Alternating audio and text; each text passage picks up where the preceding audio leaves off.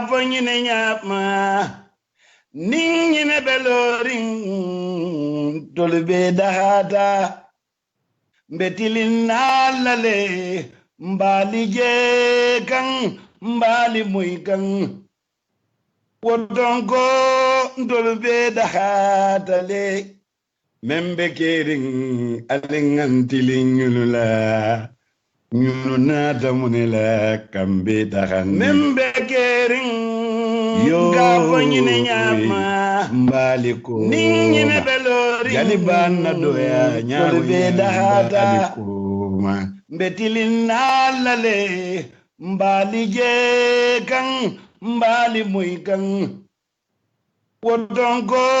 ndolbe dahata le membe kering alingantilin yulula nyunu nata munela kambe dahandi yo mbalikoma jaliban na doya nyawonya mbaliko membe kering ngavonyine nyama ninyine beloring tolbe dahata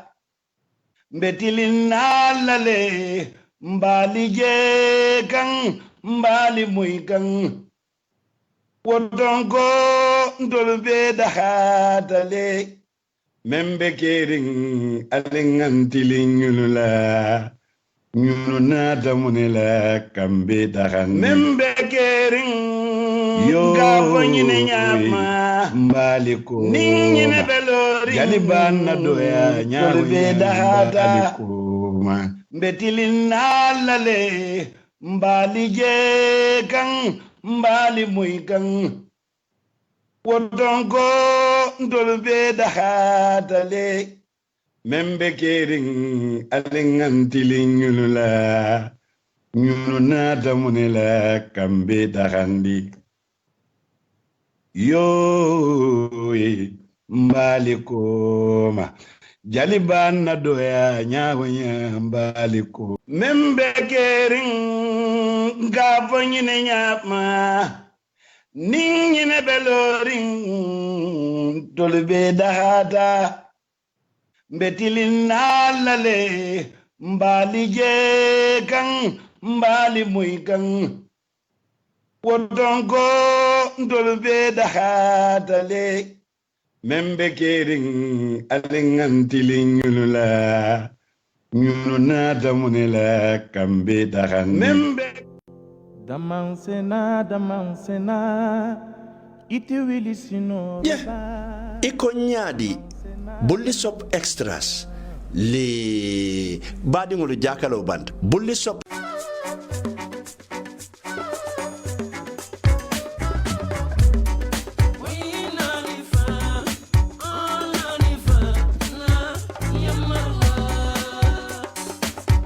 Yona Forex Bureau. Badi mori Yona Forex Bureau mi yalon ko felalie seda kunda bambo wolla mu dulati dami yalon ko kodi kiyo anin kodi falingo nyinu mu nyonta ondet. Yona Forex Bureau iturbali bambole ando fele ye kunda baso dale lat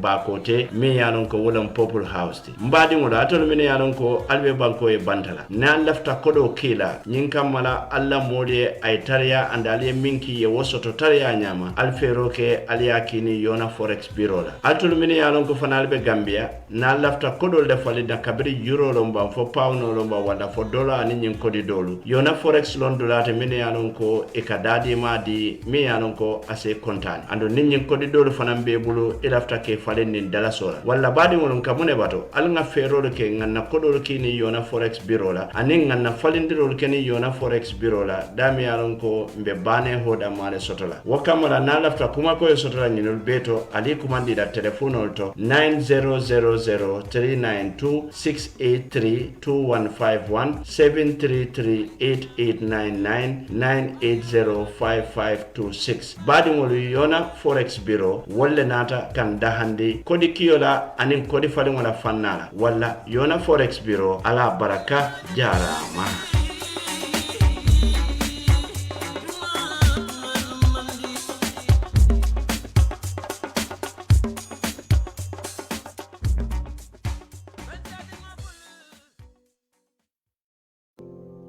damansena ite wili sino iko ñaadi bulli sop extras li baadiŋolu jakalo band bulli shop extras le nata mi yalon ko ifedali bulli shop number 1 balaje doron birkama police station o ñaatile wala birkama sate kono inata le de iko fengo fen niatara sola jora ngolong ikabele wafi anin fengo fen niatara wole nin channel lu kata ikabele wafi ando mi yeto la ko dia ni nyunulu say to bulu fokabang itolu fango la technician ole kata foya ye mume be fixali badingol wallan kamone batu nyin kudi mala ando ate bulli shop extra ye fanal sotale le mini yalon ko iki charge ando iki dem fanan inila remote olu inate fanal sifa be sotale mini yalon ko fanan ike londele walle kela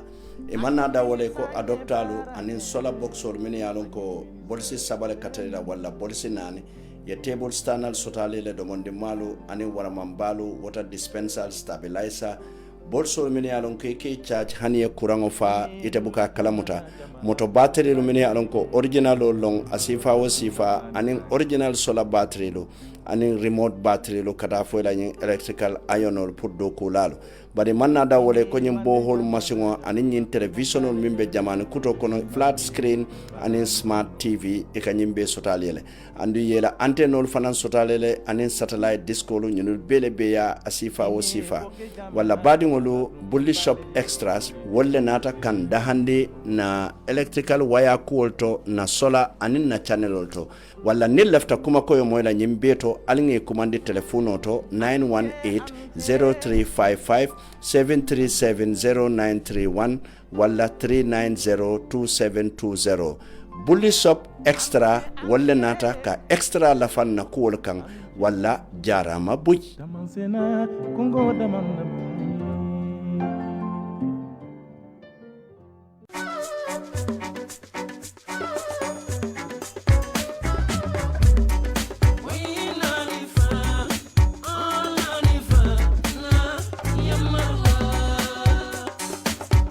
Yona Forex Bureau. Badi ngori Yona Forex Bureau mi yalon ko ifelalie Serakunda Bambo wala mu dulati dami yalon ko kodi kiyo anin kodi falingo nyinu mu nyonta ondet. Yona Forex Bureau iturbalie Bambole ando ifele ye kunda basotale lat bakote mi yalon ko wala Purple House ti. Mbadi ngori atol mi yalon ko albe banko e bantala. Na lafta kodo kila nyinkamala alla mole ay tariya andale minki ye wosoto tariya nyama alfero ke aliyakini Yona Forex Bureau la atul mini yalon ko fanal be Gambia na lafta kodol de fali da kabri euro lomba fo pound lomba wala fo dollar ani nyin kodi dolu Yona Forex lon dolate mini yalon ko e kadadi ma di mi yalon ko ase kontan ando nyin kodi dolu fanam be bulu e lafta ke fali ni dala sola wala badi won kamune bato al nga ferol ke nganna kodol kini Yona Forex Bureau la ani nganna falindirol keni Yona Forex Bureau la dami yalon ko mbe bane hoda male sotola wakamara na lafta kuma ko sotola nyinul beto ali kumandi da telephone to 9000392683215573389998055526 badi ngolu Yona Forex Bureau wolle nata kan dahandi kodi kiyola anin kodi fali wala fannala wala Yona Forex Bureau ala baraka jarama.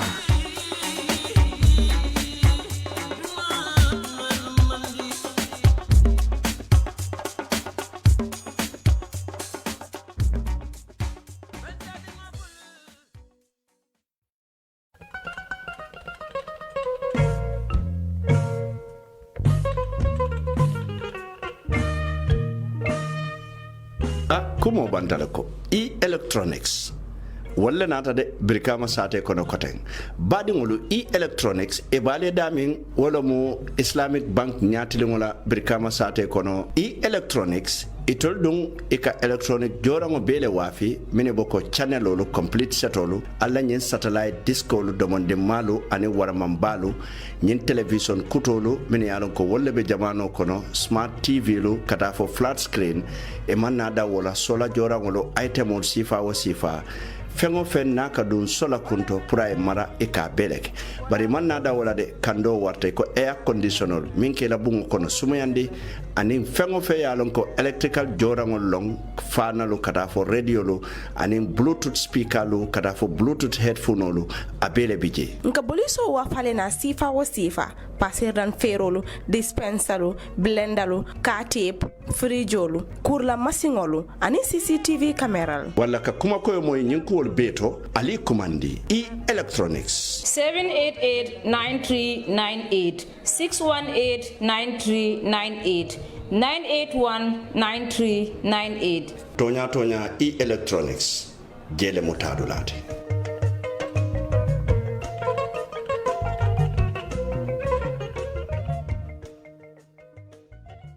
Je voudrais du soleil vert.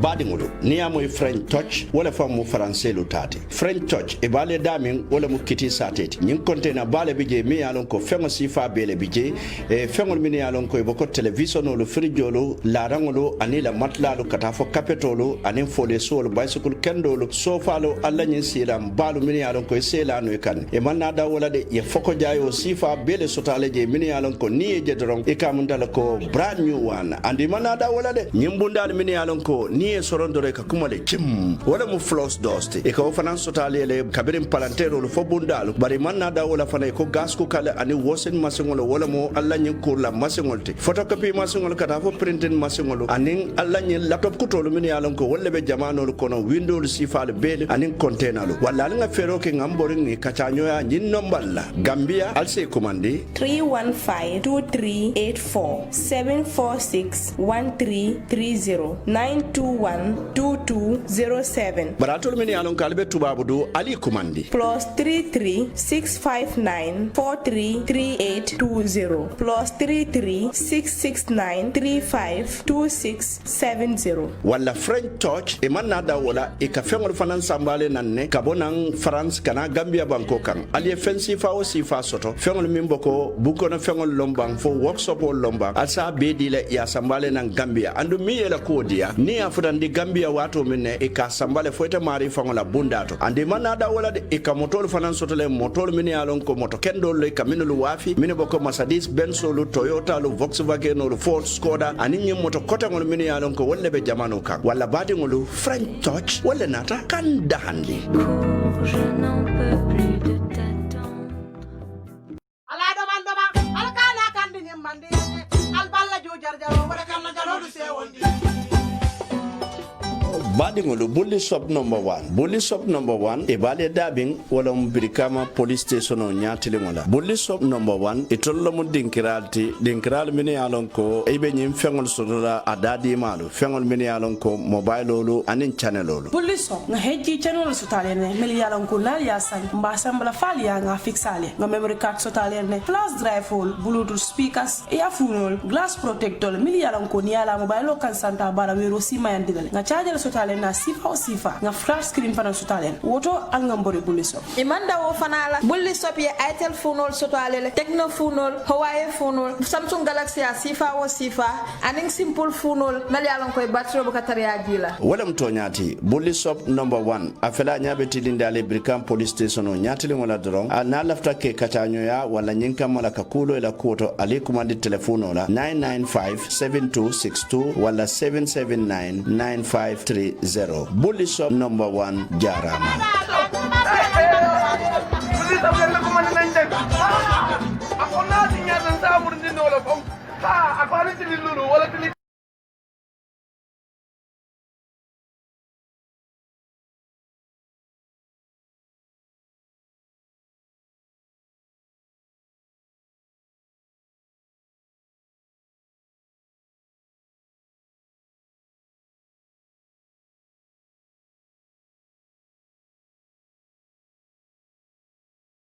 ngolo misilme ya kontondiro la nemo anin kiso bali kontondiro ko la mbadi ngolo nsalo bismillah koten alfansum programme to mimbe kering nka fo wala nyama kato ngadati wala nyama mba fo kan wala fanan nyama andum fanan Allah subhanahu wa ta'ala la man sabaya to dron mbe continue la ka banke wala nyam bari janni mbe dun na banke lu to lafta nyina la ka programme datini bismillahir rahmanir rahim la katu ko atelemo ala toba senoti dalilol mi ya sabun ka datini bismillahir rahmanir rahim la follow wala min nyindi ko Allah subhanahu wa ta'ala wala en tolu be dada fulanjango wala mo dada ruluto ala e kule kenya amam minke dafen to maliye hani atratele dafen mo be dada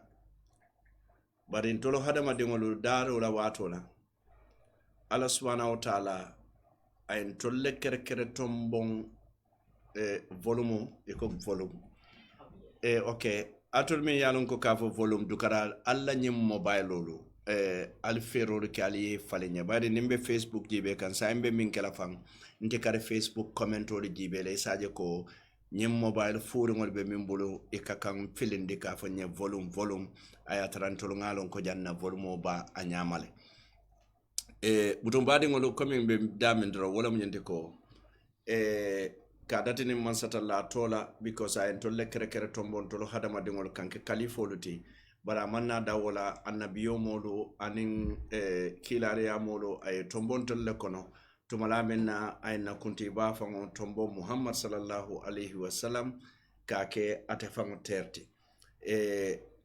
banna da woteria da mala ayake annabiyo moti ayake kilare ya moti anata murun ayake annabiyo mon nin kilare ya molu kunton koti amanna da wala ayake ikum faramoti bari mi warta beti wala mnyente ko ay Muhammad nemo nin kisobe mi halon ko ate hadama de ngolati aya Allah subhanahu wa ta'ala la noto aya tele kere tombon ka fisiandi da fengo beti fengo fen ni atara data man satalla ay Muhammad ay wala fisiandi abeti wo Muhammad kamin ngafa nyamin hadama de ngolem amanke jinoti amanke malaikoti bara mu hadama dingoleti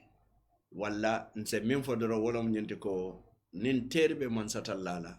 hadama dingo wala man satalla terti bare fanan hadama dingo Allah subhanahu wa ta'ala nyimmin bedinna walla min nyantan tolla hadama din kunda wala mu nyinti ko kawo man so tentu ka jayi anen ka warandi tenturo anin jairo anin warandiro mi yalon ko amandandula soto ni wobota je nse duwanna sabante fureli min yalon ko kunun ni bi janne bar biiten fe bi itata tonya dinkira mi yalon ko ntolu min yalon ko mbi jam bebe wala batuka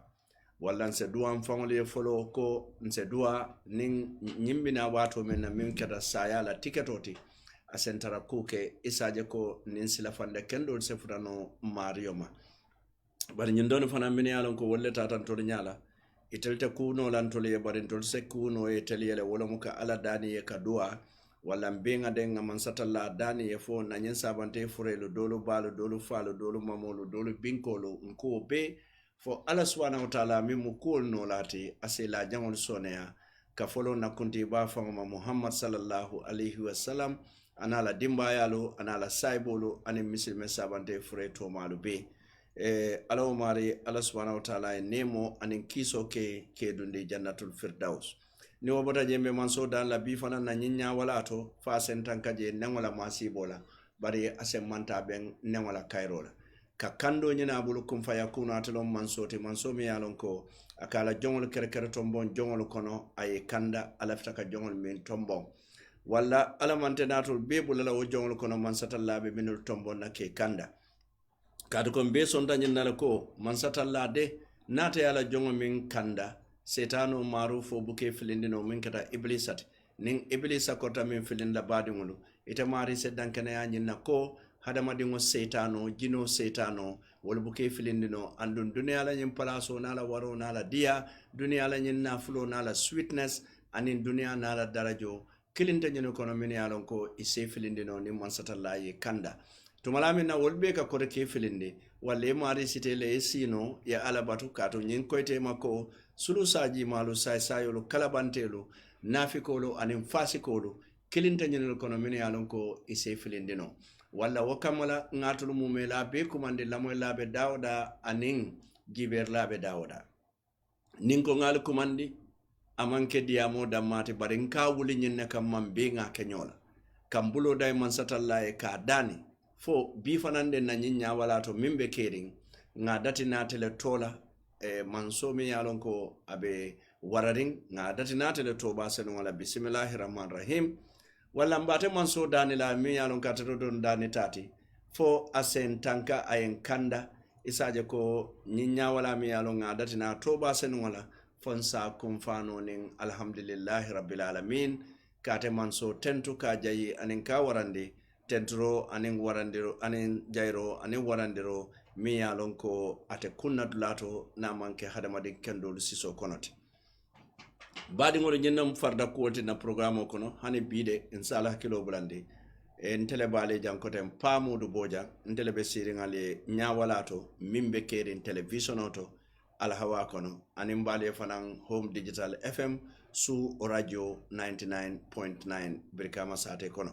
bido min yalon ko wolle bulobe nyim programme koto wolle mo yona forex biroti e mbe tentula mbe jayila tumala minna kabir mimbe keren datita e tolben fele watolu bela kaje ko kankularo la fannala wala asabu na lafta local transfer la Gambia jankabu kunda kata kunda yona forex bureau itolu mu nyonta wonte bayri itolu ye kundal soto dinkirali betole sateren sate ba andung yela kata ko fana moyle ibe face mask donate la santolto bayri ngalon kunte ma fa wala kata itolu fa mbota dami yona ye kata ku balle ko woje ka fo mi corporate social responsibilities wala wakamala yona forex bureau na lafta kodo kila doron al fero kali e patronize bayri nali e fengo fen sammani toli yala a seneyaade ngo anin a kempere ngol ka futalla andum bataw batati je butum baadi ngol bidum na bi programme la fita fanna dantane jibela bayri bi tableau be farine tap bi nga programme wuli min kama wolom nyende ko ka molu silandi molu min yalon ko sasa tolu lo walla sobita ko ise sasa nole ka woluta ke silandi ke masalandi womu fennete mi yalon ko anin jata kende ala silo manta nyola so amunta bi mbe wolle jibela nala hakilo baka nga falele ko bi karambuto dindingol sotota min yalon ko wolle botana Saudi Arabia kabri botana Saudi Arabia na foro nga minke ja wolom nyente ko kelinte wol kono min yalon ka tata quarantine andu nga mimmoy wolom nyente ko Gambia jang ni botanan dula kotongol toy nata jang andu man sakunda e wo bambandi le ko momo nata e mari bita quarantine nale bari nata je ko Saudi Gambia karambuto dindingol min yalon ko wolle be Saudi Arabia wolu nata le e manta quarantine na mune wono bari nata mbije tumalame nga banke mimbe kerin jang je jata kende ala bunda nata safero ke ka kirlo ke moluma ko mo nangam bije mi yalon ko e woltol safe anila passport number ko wolmu mollete min yalon ko botta quarantine nala walle be dawda ise fero ke danku man sakunda la walla momo je ise man sakunda kala mutande uto nyemmolu nyinnata ke nakar kubati anata ke ni ko yati fo aya sabu kunun ifotata na kela ni ko yalo banke aninga fota janyami so nada fo ko mbe wato dile lale wato me yalon ko to finansina ye fangol seneyandi yo tumala mina obe kerimbe min kala dron mbitala short commercial break nimbota woton se wol sambanan nzina modol fana jibe wala mbe min kala ngatanno ni yona forex bureau ila short commercial break la ngatanno mbemo kana hade yo bismillah seku seku ite fana mum karamuto dindengol te mimbota nan Saudi Arabia hade yo seku lefta lonnale bari fele yalto safe andu yalla passport ol bonde bari Gambia ye min fonye part of the state of emergency wolom nyinde ko momo bota nam banko kam banko mi yalon ko corona bijele ni nata nyim banko kay nyanta tala quarantine la bari nata je ko alta nata banko kan sali wato la aldunta sate ko nalmanta quarantine na faya sabun to nga banke mimbe kerin jang biri nga banke nata je ko jata kende abunda fele memo bondi ka fo momo yali je se fero ke to kala mutande walla to fangol etali yali fangol report je seku nyinku waketa nyaadi le seku jabi aywa mbe ko commencé la dami wolom folo ila kibar bunda mi yalon kay kibaro bondi mi yalon ko kibaro di ite alhaji pamodula yes ila kibaro nyim ala sos nyim amanke siloti adu amanke tonya fananti yafo nyami altata quarantine ne ban falu manta aywa lafa jela ko indila ko min kasilo commencé nan je folo jabi nyanga tambi ha o hani altata le ban falu manta man kumandi kabri en tol publish le ntata ko nyin diamu ntata ko nyin nyininka ibe mo ngakuwa sone ande isaje kacha dia lafta ha o hani nyimu ha o hani kwexonoti den mimbina ala wo kaysina wala wo kam bili te boda nan Saudi Arabia dunda Gambia banko kanjam yali quarantine Gambia janne ban foy mal quarantine ban quarantine yo dalila jumale ya sabu mal quarantine ay wantel kabri jannin kana ni Gambia banko kam kabri COVID-19 dunta Saudi Arabia kabri February bandula ma fanna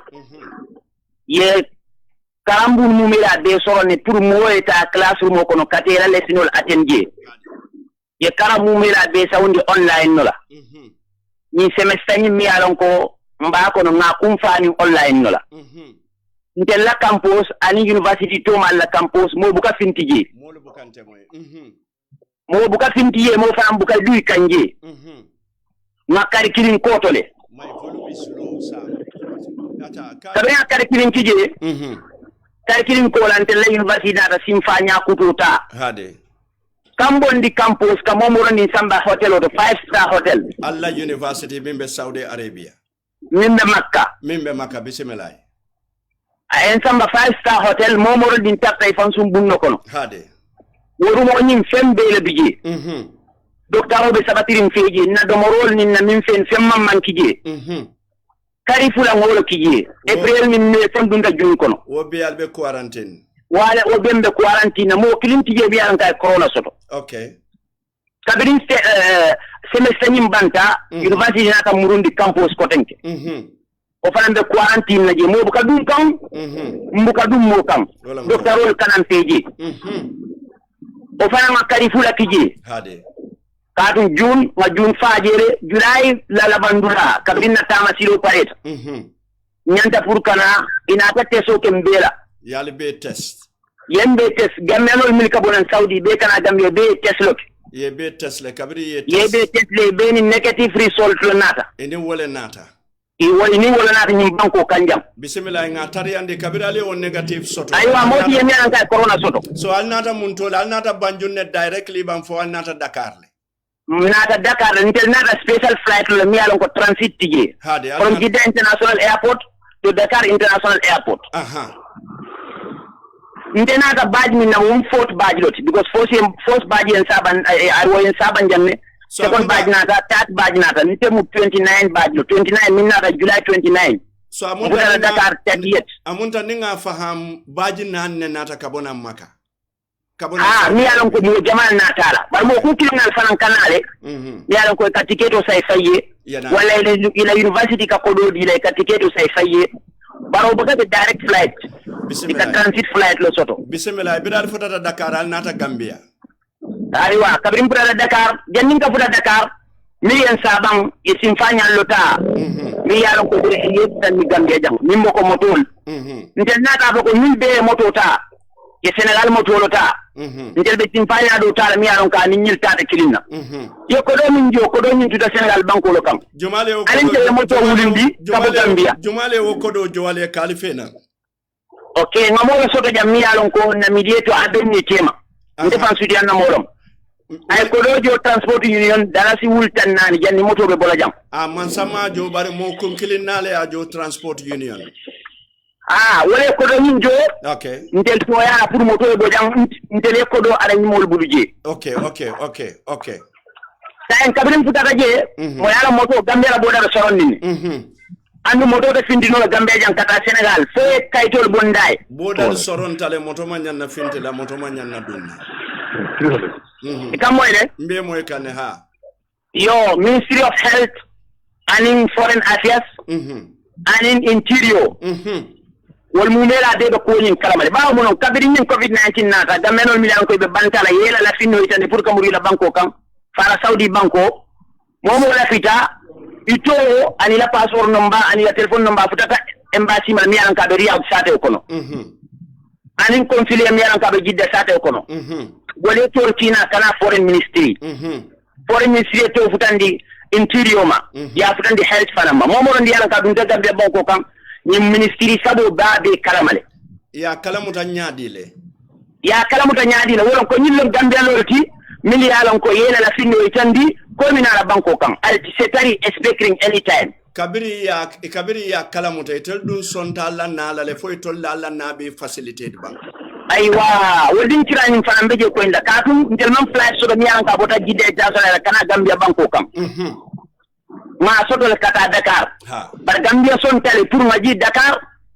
il Dakar la embassy ya négocier pour mon se jije matambi na ngana du Gambia nali jita je Gambia moto le tal kam mananje ya dunde nan Gambia so be sondi wala pour ma jije matambi nan je ngana du na banko kam andi be sondi nyim fanan na ko nan natal te quarantine kala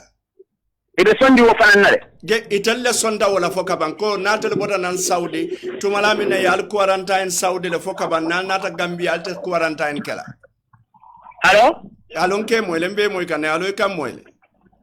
allo mbuke moy ko nadi e kam moyle bang ke moyle say ko nadi nko yala atelier quarantine la foro tali yal quarantine saudi le carfula nti ado nga ko le carkilim campus carfula hotel ko no Karifula campus ko tanke tayinu bismillah so sain Gambia man sakundala dunyole bije banko nato nata Gambia jalte quarantine do kala ko tan ani ya ko ko din nata bitala quarantine sai muna ina almanta yo sai wosi isula ta ko tollon kadi man kamantar ko yuma insula ta walla bari wol ko nato nata nyanta tala quarantine sai nga ko suti ande muna ya sai aywa mo nata atara mo ko tari nyato milbe tambita post bad itara quarantine 16 28 fanol fanantar kabrin tel bakan naw ma communication okay comme kaytan di comme ma moto tarandi le mbakan nam tel silo kam bakan naw ka ko suteni ko nim freda bola to be health la mo tarje be escort la tata quarantine center kabrin fuda je nga immigration officer mo tarje ma health la mo tarje ma communication okay ko ten ke comme fuda bodal de fuda je bari ma health la mo tarje immigration officer nga tarje ayentel nyin kante min be boso kono fo badala hotel londe bam badala park ngai manjelo ngate fana nyin ta fo jelo ne bakate fana manjelo ayna drive fana nyin ta fo fana jelo fana ka manjelo ana ta fo nyoko sayende alna al mursana la so kono le atella information be dra delt al dunta bodala mbaka mutari ntel nata kabrin nata mfutata kaulat moto nyin kuliatal boso nyin kuliatal kabada te kam barala ikasi tale so nin dulol bako mol bako na te no la feriola comme yaay tan ni nani o kam man nata safa nyima fawla kabine contact ko sa nem tan din da gambe kono ko ma continue janni be fuda jara so man be la mol tarand la jele walla niye ben silo kam mfuta je ko tan ke mammo tarandi je continue ta wonyane ko ma continue birka man be tar radio walla niye ben silo kam continue da ko tan ke futa birka man ni mo man ben woto wonde dina gambe ko akata suto talan saba watolti atar na midieto ay Mr. Jata contact kay tan ko mo ma message min kiyete ni man na message ni ma reply mbaje la koy man na message ni setari yillari ko mbe kollale in 5 minutes time 5 minutes ni ko anata ko ko tenke wati tan la ko na mo sime tare jabi wati jama'ate mbulu saimbe min na biri ka toleta badala park annata alman jata kende abunda mul tarali nyato annata ta badala park le ban fali janjantale yo natale ikombe karanda birkama karanda birkama meje birali meje ko tala lu sondal metarandi ni man ben siro kam mammo faranje so mune natake tabiro keta mo be ya decide katela suwo kono bari sekari tulolori bari fali malon katela suwo kono way Gambia luwate nyale faltole ma wolon ko momo botanan dulato hani atara ye quarantine jele andum man sakunda ya faltol yele ko nal natal nyanta quarantine nale natol ma woli jatol ma nyanna ana tare ko corona tal tolla Barali ka suwol min kono ali ma long albe min tarla woto fo wonde. Min tel saban jamin tel kana. 28 bajilo nata. Ha. Din ya ko fa na ka de ma mo ko de ka de Scotland. Ha. Adi ni negative result lo nata. Andi dun tanam bodalla. Bar sai te mo fo sai mbato ngeta nyinen ka finally ngata transport manager. Okay, minute kanne mbato transport manager bi jele ba Mr. Anyadi Lom Vanjai. Sise italon transport manager. Iko momo itele moto arrange nyule bari nyanta kata quarantine. Ye moto arrange nyadi le kedundi Gambia Bangkok mune kata. Pa baraka bake. Allah kata kumaya bata. Very good. Ningari ngamba last week finding ni document on social media. Akana jakar ku bati domandi. Ndama office le. Hade. Walleri naranga ka ko Mariama Cissé. Yeah. Ko kameno le Saudi Arabia munyana ka sena. Ha. Mariama Cissé bota muntole. I think according to him from Tarimi. But I bureau department Jumale.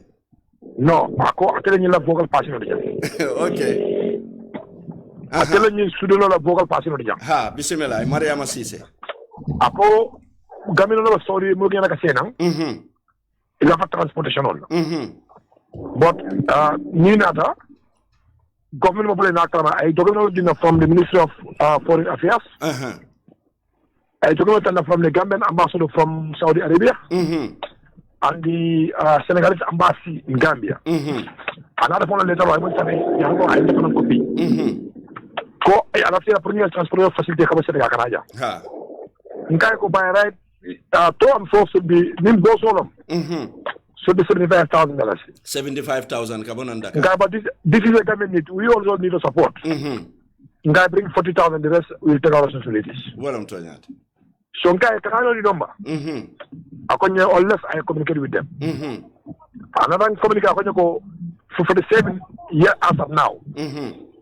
So now both of facilitate 55. 55. Because akonye 47. So they both of facilitate is 55. So for that delegation, Nimina, that means Nimina on Thursday morning. So then both of them are large because Siro Jamfaran. So Kabuka, hello? No, it's la moila microphone meet yes is a good idea. Kabuka, that one Wednesday, I am calling Nyanga, but can you remember go you make some about 5 a.m. You still mal moika ni man tale suto rak ni mo ba Dakar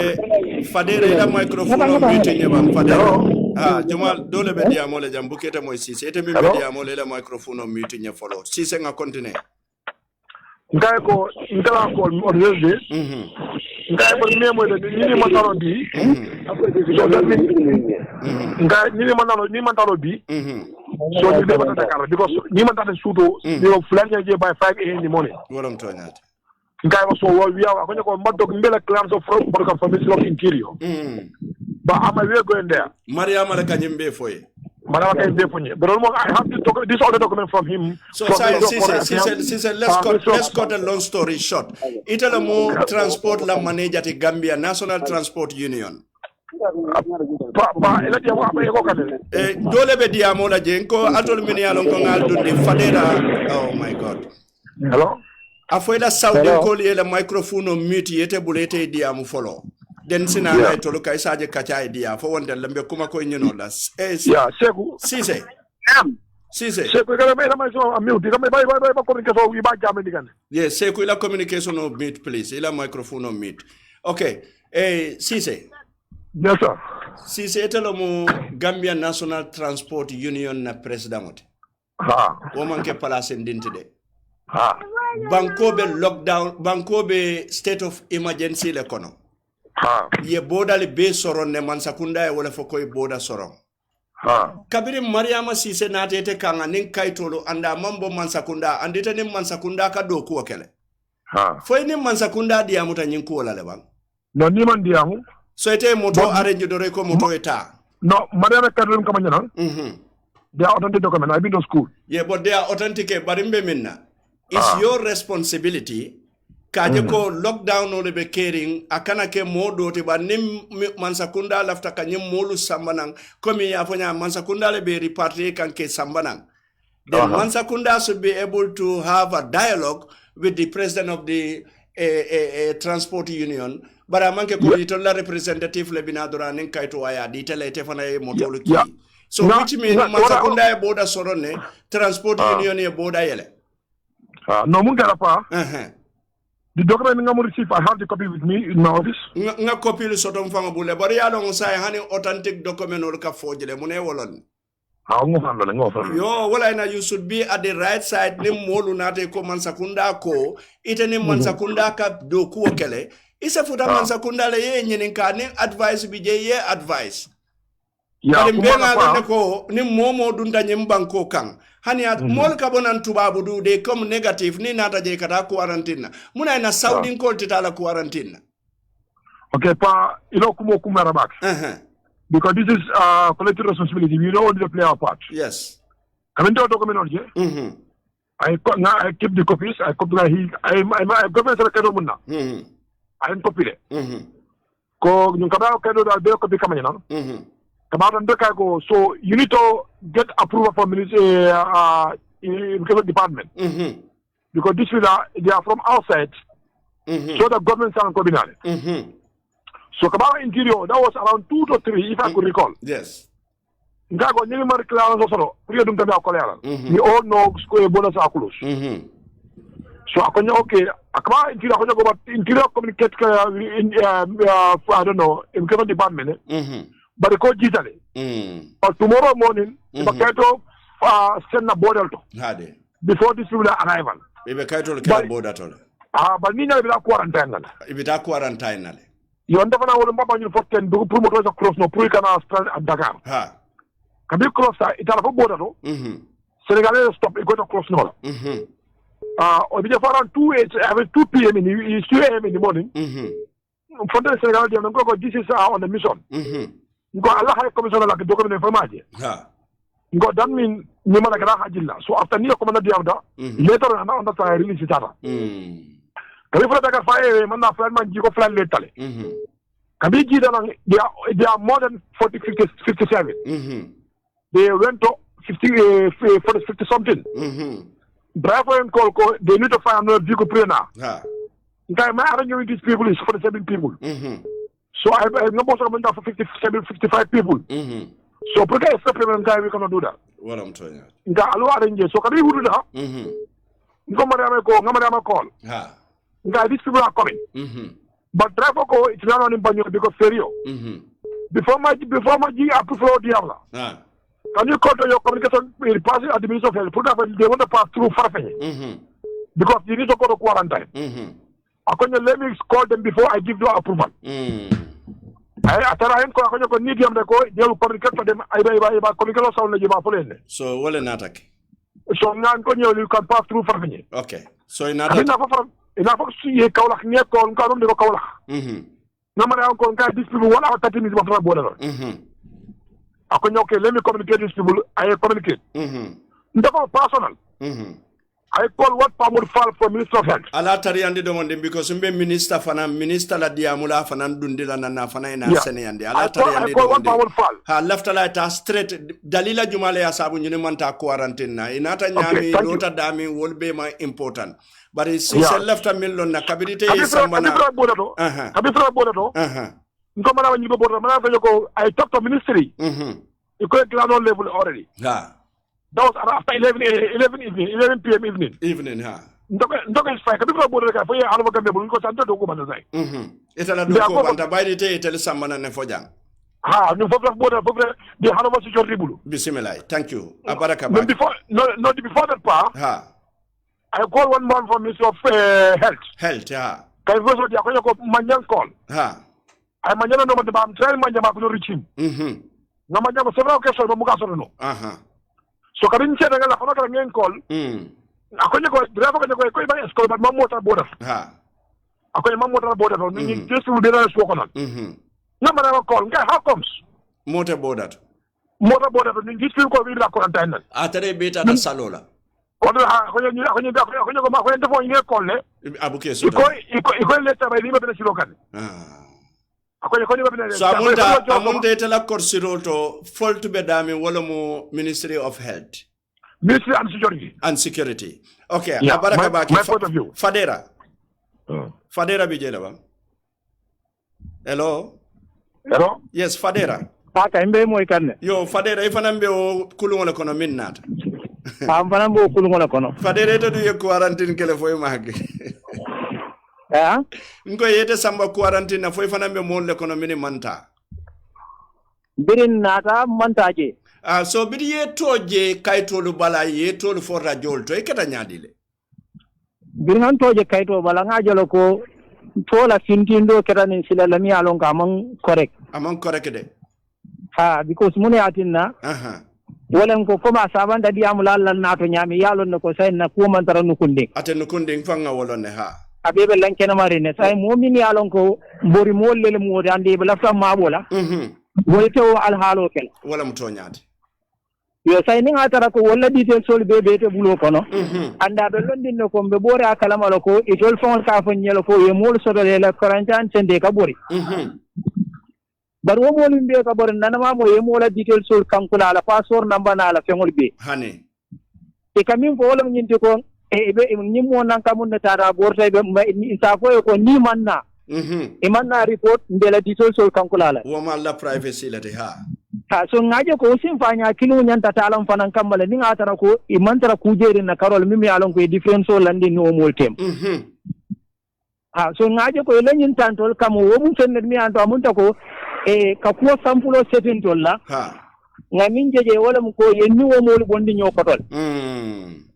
tanyina ben tol buri yemuna mo bobo nyobondo nyokotol ku sabale be mbulije hade mbo fola wala mu nyinde folo mbodana saudi ale mambo na tubawdu fulan jango arab karanni wala munde manke tubaw karanni wol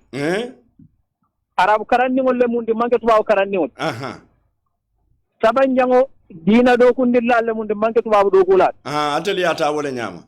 ngaje ko wole ya sabu ni ata o fana nyama tubabu karandi ngol natale tata quarantine nato natale monta quarantine mune fana wono ni etere la feda tala wo nyama ngada min do koy tuwa karandi ngol natala ni mol bon nan tubabu dule fangol koy borta e be to kankula muna ne mol to kankula e kankula ro la fanna lan sonta jela bismillah yo sayen jebu kule ni alongo woje mbe sulare ngel tola because tola na atolla minuto ko yenyi ko nyelo ko nyanta mol sorol min nyanta export na kan samba dula ta manda millo almauna mo sorol min ban sambala jandi manjelo ndesan gata kende abunda bismillah mo sorol min ban sambala jandi alano ko hade alawan solle kadila ko do min kadila be ko do lemu adita walla kama ila fonyo ko askeno e sino tale e sino la nyaadile atara ko wormu tolla do ko alawan so de ke rawo wo ko le kana tolu safe so amunta nin kumu wo ko ya tolu dimile ya to findi nyama ko en dimile bismillah seku jabi birite e to moyi ay kata nyaadile jabi e ko anga ko en terendale ay mbarandi faram kabram ya ko ay afoni tamfele ko min kaje ko kantumi ko bortale al bortale ndesana ay atara be dami ma ko moñole bar mol fan kabriyaje mili alon ko yentelon ifani alon ko kibaro nyim manke toñati bar say yal kumande adun tel mumela min be banko kan mumela be na alfa bi jawulu nyol bi jambadi nabi jam ite be borno la nyaadi yena du wol kam kuran covid-19 be banko kan nyaadi yena kuran sawndi wala karola wode ikinol baaje la nyaadi le ibe environment min kono wolde ke jela nyaadi la adun tel mudira do kuntla le do ma alma molloti bismillah so momina al halo do nyama anabo da mojuma lo bala anata sekeno munoti banko kam because sen fena min del sekeno atle seku sekeno minister seku 1 minute ibe mune fola jata kende do kulali ibe mune fole 1 minute. Okay, one reason in kono nte minje jati kende abundala karola wala koto minje simfanyal milta simfanyal milmantaku e mantaku de andu covid-19 milbe marara do ko nyin ye simfanyal mi wala kaitan ko mela do ko no e mela do ko no de mela do ko no ye man sakunda e londi bunda min to man soni masuki andu soko bala be karola andu ella bala fana be karola bismillah butun bi mbe programme o danna janne bari mbe follow up o kala nyinnale sayin alse lamoy mbina man sakunda fanana diamula jata kende ala fannala mbate fanan trial nan ne kate fanan dunde butun saatel sitali lamoy la radio la wala device solo bayde ngal bete kunnano on the same line so ngalu tentu ngali jayi fadera ani nyindong so ala baraka bake batu nyindong soto jang assalamu alaikum Mr. Njai. Alaikum salam. Alhaji Pamodu Bojang. Mr. Njai la netalo ke screen odo. Okay, Mr. Njai follow Modu Njai mbe tentula mbe jai la kabiri nyin COVID-19 datita emansi malo wulara o wulara foisi na ni banko moli kacha COVID nyim ala halo be nyadin se tentu wala ngi jai butu ngai bulay ni moli nyo kontom follow. Abaraka Pamodu ndefo kontanda bake la programme o yenda bulaje jacibe jarekenda la kol kono kabre ni covid start ni man kachano bawo kol la tanyam manyo muno atum hamita num bage prokele radio use ba la radio te ala itama lom ben te ala la coverage wa tanyaming alhamdulillah on le fano proka use num fanam pun fananga mol kachandi ka ti wakti baro ngere ba ala man nawo kitindi non so bari bawo bi fanan ben do felan ben da jambi at mando ni ketaba bi ni ku ya bonde mo le nyoto sinal do fanan gibe na fanan na programme ke mi anko ame mol kam tan la ka mol raway ni ko la karola bari kontaan da ba ke yakin bari la programme do dal ba ke kontaan be dem binde diamu kan jade kenda bunda to yalla jade kenda nangon be diamu ka walla adum be fen kon fola jambe jaddu diamu kan jade kenda bunda la karolla bismillah ministre bo ministre ka bo duma ba ka duma be diamu ka be to yalla bi abaraka Modou Njai Modou Njai nga so many allegations soto me alon ko tumirol min tata jata kende ala bunda la bari bimbe min foka wolom tumiri fula damma bimbe nyinin kala walla ngalon ko ni la kacali binale andun jikita bake ko ite ko be nyamin iba fula nyewole nyama kulungo mimbota Saudi Arabia yela kuma kamol moyle ko inalu d'accord tale ko sinanan bari ni nata nyanda kata quarantine la bari sain d'accord kata nyami wala mu ni nata ba tol talla boda tol alla molu inata mam motaraje inata fobiri kama mam motaraje itol fanan e janjanta buto malon fa ko kata wala nyama fa man ko nyama muna ya saba alla molu man na taraje ke receive Pamuru ni kuma da bakele adawa kuma da punga ngawo fanan saniyandi bismillah mba fala mole ko min be kulunyin kuno to nyala mun ta ma nanga mo long sa fala mun bonna bo Saudi pour kana fo Senegal bari ngalan ko kala mo so da men do duma da men be diamu ko to yala men be ma ko rokike to yala mo be je min konton mo dans so konton ane mo be je min konton mo si konton wo be mo di mi ko be ma ko kan pour ka je ko la nanja ay sona ya ban kam na fo mo le jama ko mo mo ni mo gambe de wala be adu ila be banta e de fana la ira so pour kana la banko ganjam hade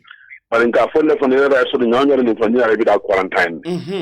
adun ka d'accord wala wo quarantine wota bayin wala lokum fulo ni wota tiltani nan wota bayin wala mum wala ne ka fa mandatory quarantine wota bayin wala ni ala ngo fo ni dani ko fa nga fa de ila bila banko la mu gambia de hade ni la fa na gambia mote mu ila nyanto la pour kana gambia ila gambia di ya funa ya tande waya waye kwari fa pour ka mu de banko ko wato wat hade so kamal ni bina fana bari ni bina fana nyine mo nyine bila na kunna tora wala mo quarantine yo wo kamal ka bro ka dawo mo fulo be ko to bodo ka ni dan na quarantine center Dr. Manja na timol adon Dr. Manja eti ay modi la memo la min certified wala mo la conta passé de ni wala ni ko be arrange o inara fugo to be moto arrange da be moto jola 40,000 dollars ngo fa ci baro sodo ko bita mo bitale mo kamal na ni na def fanan to fanan ko sa nal bita mbal moto soto la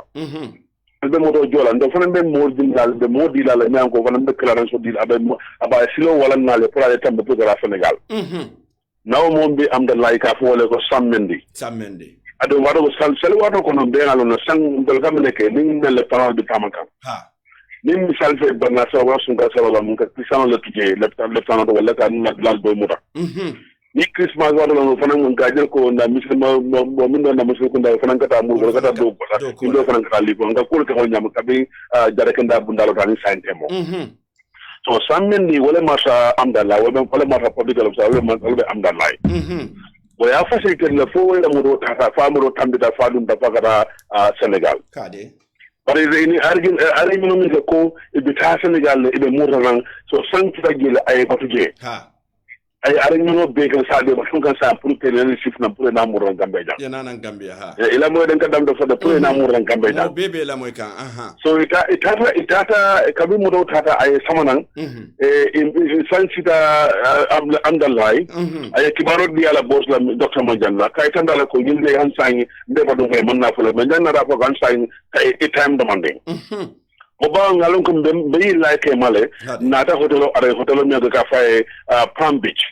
ha o Palm Beach hotel kabia arrange ye domoro arrange la dal be toboto e be batul ko men be dum tan bodon galum tan bi haka ye bungo topotay ko bungo be toboto e la be ni na kaje ko ni na dron straight be fedio be fara arrange ngel fo be gal fedio ko dole ni na do ko fe na ko da street Palm Beach wo bi arrange no bekel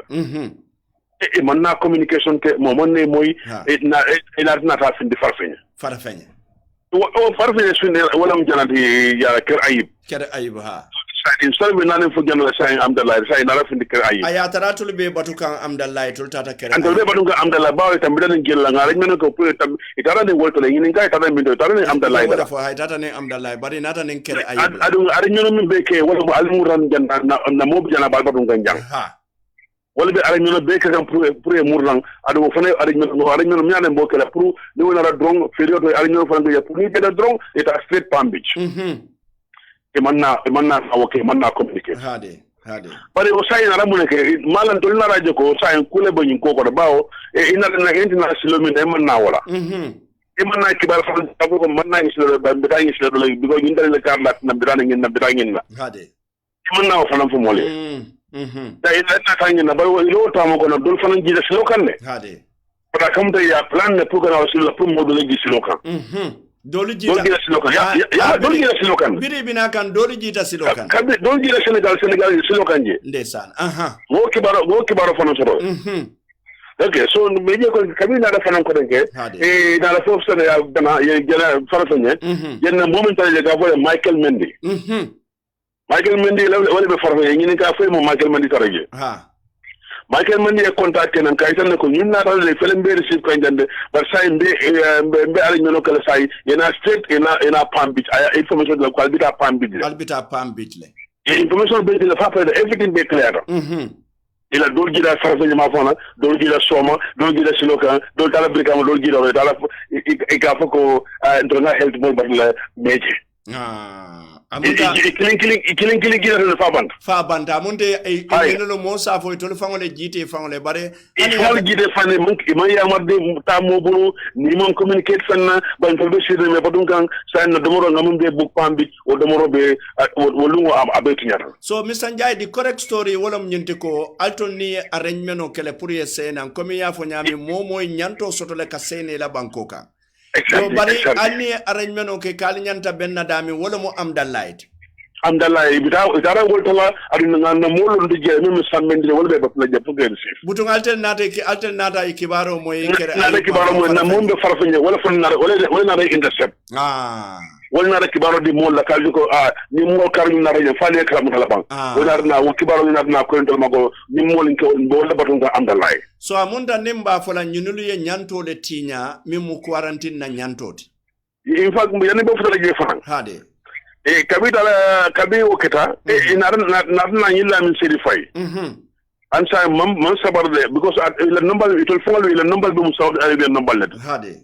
e telephone number be Saudi Arabian number let la min sedi fay ata ni mo do ko communiquer ko na pour WhatsApp na bawo le number ma ata amanka direct line out ha ya pour ka communiquer pour que ka fo ko anna nan jangal kibaro be so anna na information be mbul anna jang anna quarantine anyi na pambille hade imanna tadi amuka ayo mari kile ila mulkan imobike moy ni tele na ko wada e bugana respond kabi ngalen ko tonya nyimbita ka nyame nin ko me maslaha ga yiltina itina la wala na liye to na raje ko nga publish ado wodol mbe kan ka fo ko ni man na be publish la bal wona na dole Mr. Njai one final question janimbe bola ñun topic doto wolom ñinti ko tumalami na man sakunda e non essential business ol sorong banko kan ya be alter fanante jiber kala non essential travel en ali o fanan tuje saymbang hani atare bota nyimban ko leka ani yalo comme ni ajibe ni mo yala nyin quarantaine nyin covid kada nyamin hade ay mo jama terenne ha dol terenne jama tamata ni la comme misal bi tamata day kuma dago $500 nol bida sila banku nol bida mali ngamora sidinding yato nyafo yedara drong e kaleje ye chanje wala mutonyati ndesi ye mele kabrin february kono first time ya mele ke mali do ko do bana do mala ban ibe o banna do ngolande andu ibe bara jele ibe jomon la jele wala nan ko baw gambe do mbude mangena bada la bande banko gang wala mutonyati wo ye silo so pour kanana bari ñi mor fanan kabe be yena Saudi Arabia ha ye sama dam do quarantine ha anin to ye sama dam do quarantine ha e ñi kele difference la Saudi Arabia ye sama dam to buga moje mo nya buga jël do mo ka yodi malaka do mo dila ye wala fo telephone ye wala ya wala sana ba kabe do nara jang ñe sam nara la ban badala park anin man si hotel ñe sam bawol bismillah kabe ni ko man la min ngaje ko ngobe sanse men ke man la fara ngabe stop la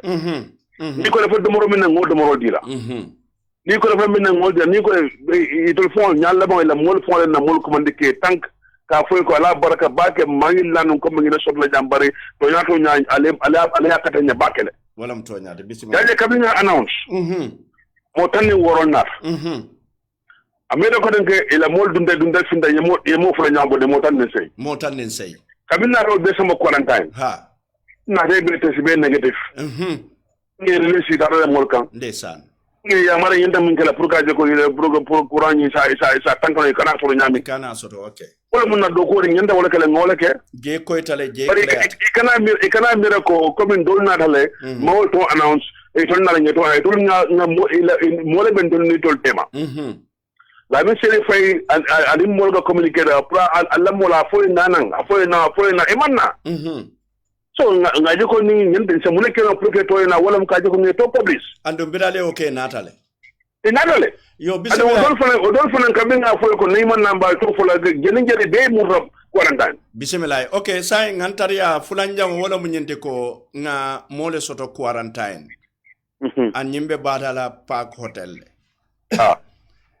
e hotel la alhalo ma nyabo ay video ke aya kinante bari ndefanan hotel la alhalo ngaminje video to fana man defana nyabo nga video jela nata video se ambije ko sedi fayka nyim min foten wala ya samba police ol nata arrest ya samba tata la statement odi fo nyanta ka kelebang mo mimbe quarantine ay video ke ala bungola ala halola ya bondi quarantine center ya samba police station auto health la regulation o mune fo auto Mr. Njai ayala mimu promore nim modo do quarantine lafta ni senanda mo be moy ba moy kanade wala ya sabu ngi commande do bu ka pare kata quarantine pa modu so wo kammale be fere jamale kala pour ka delo ka mol kam fande ka mol dio torandi wala jamala la intention ka kono de ko mbe nyi kala pour nan ko dun sabo jang wala yati na jama ka wasifalake adunya ji be ni do quarantine sarato le be yenta wala tamandela wala mtonyati hotelo na la sarato lo mo iten be ko dani esa yenda sarato le mandila hotelo sarato mindi wala ngo hotelo dandangola hade adila bungala bantala ito lengen de ka be do ko e be sene ka be fita be sene ka fi sita sene bay dem be la bungo quarantine ito fo ngente la bungo be to botola ito ngente la bolol arrange te ngente plano jibe te ngente la ila komanda mala fa understand mun be quarantine ngin ka wala ka kay be adam wala man complain wala nga je fahamul yalo ni tata hotel ya faham to e ka domoro ke minul la ila kopunde ngol yutele nyanta wol fenkela bari ila bunga ko laptop ko fi gala suudo laptop ko fi da suudo wo be mu defo de mari ngin daw be do kula hayte se wo dada no nin ko fi be bunkono yo so wala tin mo ndafta yo understand ko ni ko do ke mian sai lan na tamboke nte bute no la nte bay no bungo no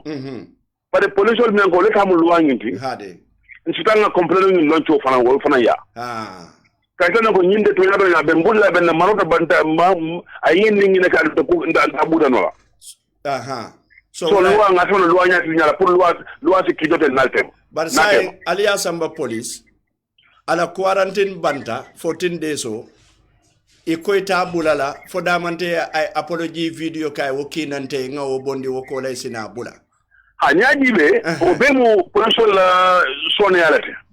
bari fo police ol nyanda wole taman la health as far as kurango research lebe caring kurango lebe caring quarantine lebe caring mantara kele kona nin tous bari mimbi je wolom nyenti ko mbe kurango le kono so fo police ol le nyanda decision o tala and in the fact that momim be quarantine is what you might test follow far positive ta far negative ta altol ma wolom follow police ol ma yamira wo police ol mini ya samba wol fa ma nyanda na la quarantine ba Mr. Njai hani mimo pro woni yalon tol to nya kabinin covid starter Minister of Interior hade ya kata bakele bake ye blodu ni health ye blodu ngoko bake ni other development partners adun ya de ko ila staff ye protect bakele ye maxol sayene hade ya de ko ni bita do ko wato maxol ne tarale igara station of photo sa ya ko jani bi station ko be bulo kulale wala mtonyata igara station of photo jani bi na de counter ni fa ka je franco state tan landije adun an selo franco no ko ye congested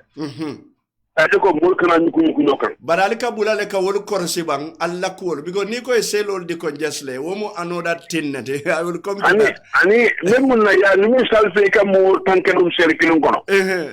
say bae fanan karanta ko wonen londo so ba ko wonen ke yago to de bakale bismillah e buka mo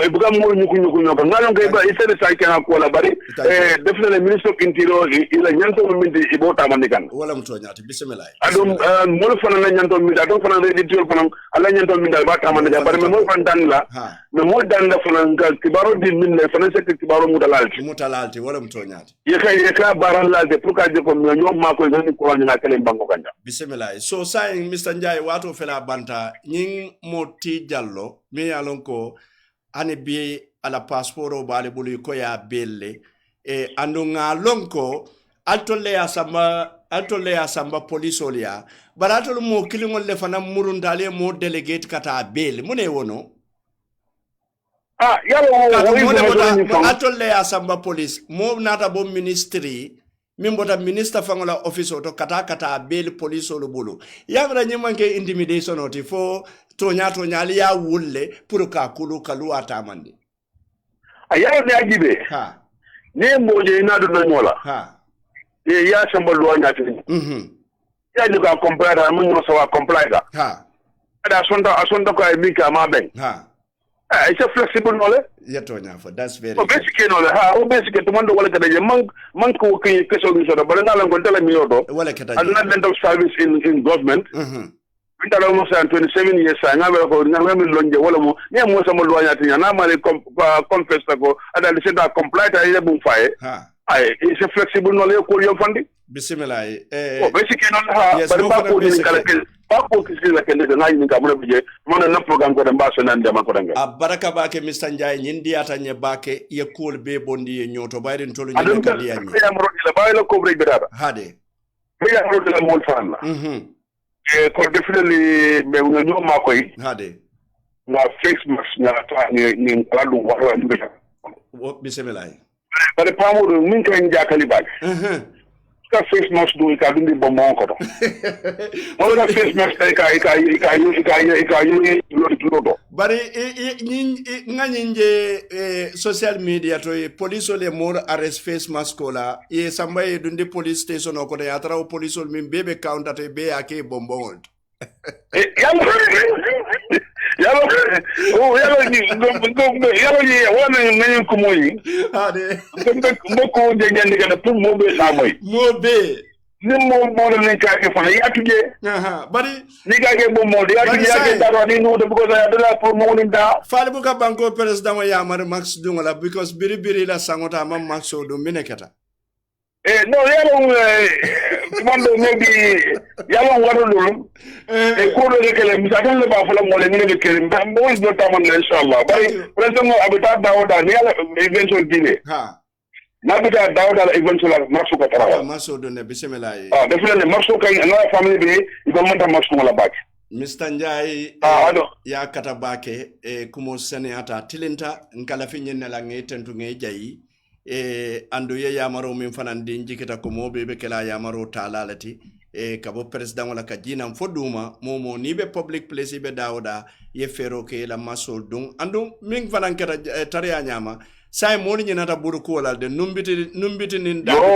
pamor la foto ba man mo yalla mo ko on fende mi nan ko mo la fa na do man ni pamor wallahi la fa mo yamar la buru ko ni ka ga fanan benyin courant tanka anin fanan suma courant anin ni daari ya kono ba courant ba beta de ko suma courant keme tan saba sa tanka no bismillah da kono ba karola kemo tawor afere buru ko sa tanka no so yes so akuma da kisiro ni itandi so akuma da ba da puka buru ko to wata jeri sa funo bismillah adun fanan pamur ma mo yamar la kafo na duga na kafu ko tuje na kulir tuje na manya bilo tuje poloño waten kono jaloli na kes kala pala luwolum pamodo yalo alkafo nga manyo bito ninyi ndono tuje bari jalolu be jakal ne kar saba manyo bito buka ke jalolu la feminna albe mune di la jalolu se tara kankula dalen ta moy yamar ko nge bloy aglo do komito ko na ko dala ba ni da kankula dalen ko me bari ni kankula fa nja tumando ni le kankula moy bana se fero de na ngaje be mako la nyami billahi be kala ya fe jalo de woni say be kankula ko kamul rawai kamul global ndiko ko be keren ne mo se soama mo se fantankala bismillah mi sanjay be flo jalo be challenge wala mbambo be woni nyala wadi kirin kamul kala mulandi mo be ni be den kille kala yake ni be mo kala yake bur mo sa kala bana be keri mo nyanga balanding position bismillah je ku mata ba ni man do ni ko ne buka lon na mele mo ko ma buka lon wala mtonyate bar toñatu na be kerin ada sodala so mo sa to du bak bismillah baraka ba be nga de sam be nga de nga ko fu nga tanka pa mo no ko don tumando minati la lunkilin be nga mbulo wulin ko be na kata wala mtonyate collective so kuma da bakala baraka ba ngetentu ngejayi la kuma ka wala baraka butum badi ngol wore mo modu njayti atelo mo jata kende abunda to Gambia man sakunda atelo mo da diamulati batariya nyama dorong nga nyinin kar laba ngo minna ay video min fango bonde min keda moti jalota ay video min fango bonde mi ya sabu ya arrest ali nga o video jibe wole covid 419 nga o video jibe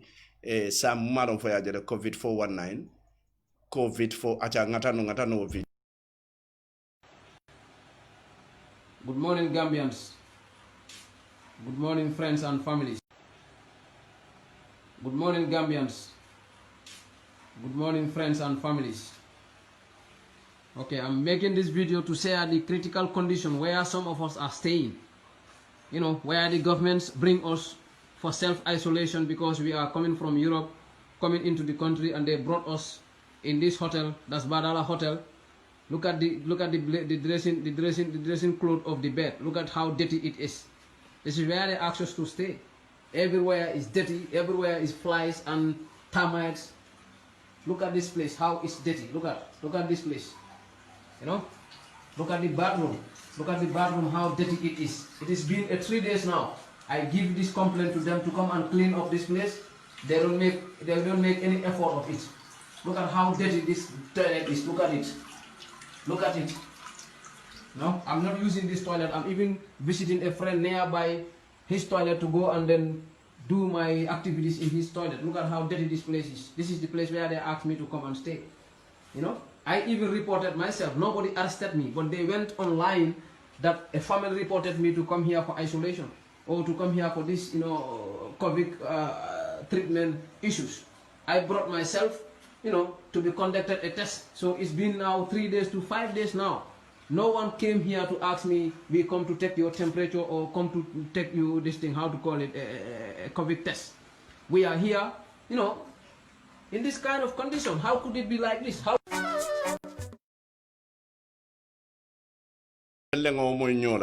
Kabirin ay nyim video bondi dorong Modou Diallo kabira nyim video bondi dorong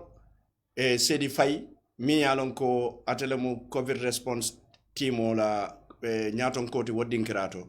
aya samba police station oto police ol nata ya arrest kabirin police ol ya arrest push and pull sai nata munefo akoy sai son tale baydal ko ngaluwale tinya so sai nata fay ko ibe kabirin ay woke akoy yala mobile o table yala passport o table yo muso do bi je mi yalon ko mo wotolo wobota birikama janne barabe do ko la hotel oto je wo muso nata dungala mobile o kono ka jibe fo ay fendolu tale fama fendota woda madama ya la privacy nyim violate le ibuka luwa sabatende ni luwa tinyala ite foda kariye luwa le tinya elafta ka wokulu bari te fanan ka kulu ni minna o fana mu luwa tinyati wobuka keno so wona dala mobile o kono jibe adula jibe ka kontako jibe fata tanta toje jako nyindoni ko yo afere pamodu to fele muna ali fanyo kante koma kuma ali kan koma kuma munella nde mato le nyaso to baray na sita la nyim official kono kabirin jata kende ya bunda to kabirin karam bunda to kabirin bunda o bunda na sita la nyim official talbe pamodu koma kuma la wala nan katara sidin setti sole wo fo malon kati so nyame fende katulan koma kuma iko ha afele pamodu la nomba fele sai nada mune fai kai ko sai be video le record la ya foko ngam fo manto nya fo jambeti atale yena muru yo video ki pamodu ye pour ngela passeport o sendila pamodu be nyimbondi la le nim pamodu ma nyimbondi ndela passeport o sendila andum be sambala kitio ala fo nya fo manke intimidation o te ba alinga la moy o video fana na minta ya bula minna ayata pura ya kinante pamodu ye alinga la moy o fana alinga la moy o fana na sign okay pareta ngatan. Okay, I'm taking this audio to apologize to everybody who feel offended about the audio I took last time in my room. So I'm apologizing to everybody who feel very bad about the video that I have took. So I'm here to confirm and show people that the hotel is good and it's looking very good. So it's a nice place and the rooms also are good. You know, I just did my mistake. So I will advise to everybody, this is the hotel. It's looking very nice. Everywhere is clean. And then the rooms also are very comfortable rooms. And then I'm sending my apology to everybody who feel offended of the video I took last time, you know. Because I took a video based on my anger. Then I sent it to the social media, which offended a lot of people, and I'm very feeling sorry about it. And then I'm sending my apology to everybody, especially Shedify and the managing director of the hotel, which is Badala, also the director of health in the Gambia. I'm apologizing everybody. Please forgive me for my mistake. I learned from my mistake that I will never and ever repeat such a thing. I will even take it as an opportunity to advise the young ones that are upcoming about the mistake that I have did in my life. This is the first time I did such a thing that I can never. Badingolo nyenne ketala video follow ayo bungole bonde ako bunkono nying anotale ibuka je topoto moma na kana nyininka moma test moma la temperature ta moma fenk yo bari kabirin tumala men ne kay ko ni man nyinken tebulala nyenne nata ke video flanjangoti ala o video flanjango na la video follow bokole ko banim bolongo wala fi manin koyma bari ngako dula nyi mambeti abar sain video flanjango ako hotelo nyi mbeti atale abe senearine na nyanto be dinale. That is fine, and then we wish you all the best. Butum badi ngolo tariya nyama drom bari nga fale no neko bide na palato nyimbe farim bake so wokamala yamira bifa ngombe line yellale bare hani ntekela ko du sano mbe line yellale bari to lubuka line yella bari ntebe line yellale butum badi ngolo nyim nga fole jama mbuka monni mote mambuka kacha bari ninga Gambia dingoje mi yalon ko bolero siata la fanna la akamolu nene mini be tubabudu atebe Gambia jang mbe wofolade bayri muneketa mollen kolin nan kabonan tubabudu katandina ko kontrako dobe Gambia je ka fomi Ibu Sambu Idi Sambu eko Idi Sambu akabe birkama janne abe sabaterin janne yala nomba kinyanan bayring allegation o keta monete against Ibu Sambu wala mnyente ko mo sotata mi yalon ko wala be French touch mi yalon ko Bakari Toure ya tandina ko ibu sambu mu moleti mi yalon ko ala netalo kaje moli ajibe yaje ko ibu sambu mu moleti momi yalon ko contractor lon aka building design ka ka bullo fananke moli so ani wala ko nata dunyo kono ala foro tay mindi ala tata fo min siata wili keme fulati pour ka bungolo waye bari kabiringa nyin ko do dunga bulu kachali keta fo kabang ni ya kumandi ibuka soto ala telefono isa kumandi nyaonya abuka ala telefono ta afana mbuka nyinuru kumandi kacha mimbe na tema amunda mosa fo dorong wolbe jamfari be tubabudu atebi jang wala mnyende ko be munen nolaji yo kuno mbiri ya weya fo nyenata fay ko ha jama monni modu tema mbuka kacha so andunte nyin kacha la bari bimbi je dorong mbari musudo fana yen kumandi nan kabona United States of America akonya konte de nga problème de soto ntolubi jamben sembo boyla bari nganna kodo cika ngadi mole la Gambia mi yalon ko contracto londo baka bundo ko le fananke kabiri nga kodo diala akonya kodi folo ngamin diala tata wuli kemenin feng akonya nyimba na sar nyati ngo nada wultan sabakiyaye pour nyinka mala na bungo labang akonya bari kabiri nga nyin kodi labango de kiyaye mba nyini la nyawo nya ni nga kumanda abuka na telefono ta ala nombar mimbe mbulu telefono se kuma fay bang ate sonna telefono ta kabirin kunu ya la nomba kinte fana ina ndeba kolun na nyawo nya amala telefono ta nata bi nga texo kiyai barin telefono karinne nga texo kiyai nga entolon pamodu boja of mimbe kering I have so many allegations against you. Left ale yen reply den nga jibe woku keta nyadi de pour ye fango seneyandi. Bari dalilo mi asabu mbe nyimfola. Wala mnyente ko collectively nim mo sotota minka jama batandi. Ndeba fola janne hana tara imantara mansakunda doku wala. Wala malong atela side of the story mo follow. Dalilo mi asabu nga nyimfo aninka la netalo findindi. Pour mo be yaje. Pour nyin kamala nimmi ya long wala abadin ne muiti wala sinyo le muiti wala la muso wala dingolu wala keta momoti isa kala mutandi ibu sambo ya fay ko ha yela netalo bonde mimbe kede neda andu yeto fo de komini kodo dila ike kolun ne buke soto no fo wala fango jikila tete ko ye 419 ye tapale yale so nali ya fay ala fay ko pamodu ko isa kumande yeta la platform oto ya fo moli ye wokodo le katu nim mo kiline ya fo nsa fo no wobe da malle tema bari mo kilim mo fula mo saba be ate contracto kilimo wala contracto e problemo sotole wala nyine ya sabu nyin dalilo le ya sabu nga samanan Gambia dingol mimbe banta ngana mira foy katale ka kodo tombong banta mandia tubabu du mu supa kanjaleti ni ko je suruk e kanamale yalak e bu kala fi bono la je fang wato dol ali alo moje lebe tubabu du mi yalon ko ete seilana amanke ko la kayti tayale ya sabu ite sela nonang bari niaji be problem on mimbe boy bulu jang jikla tel mimbe kete bulu jang 419 on mimbe tilinte la nyimbanko kanjang aya sabu le dolu kamfata yela kaburu kodu santu babudu ko be fala woleto munuka ngan na molu makoy nin na molu be lori be makoy la alingan na molu makoy bi Gambia jankari sasata la manjara no jumalle ya jara to babudu ko bi Gambia jankariye musole soto ni molla musolo wulute ka highest bidale jibebe di ngotola la jumal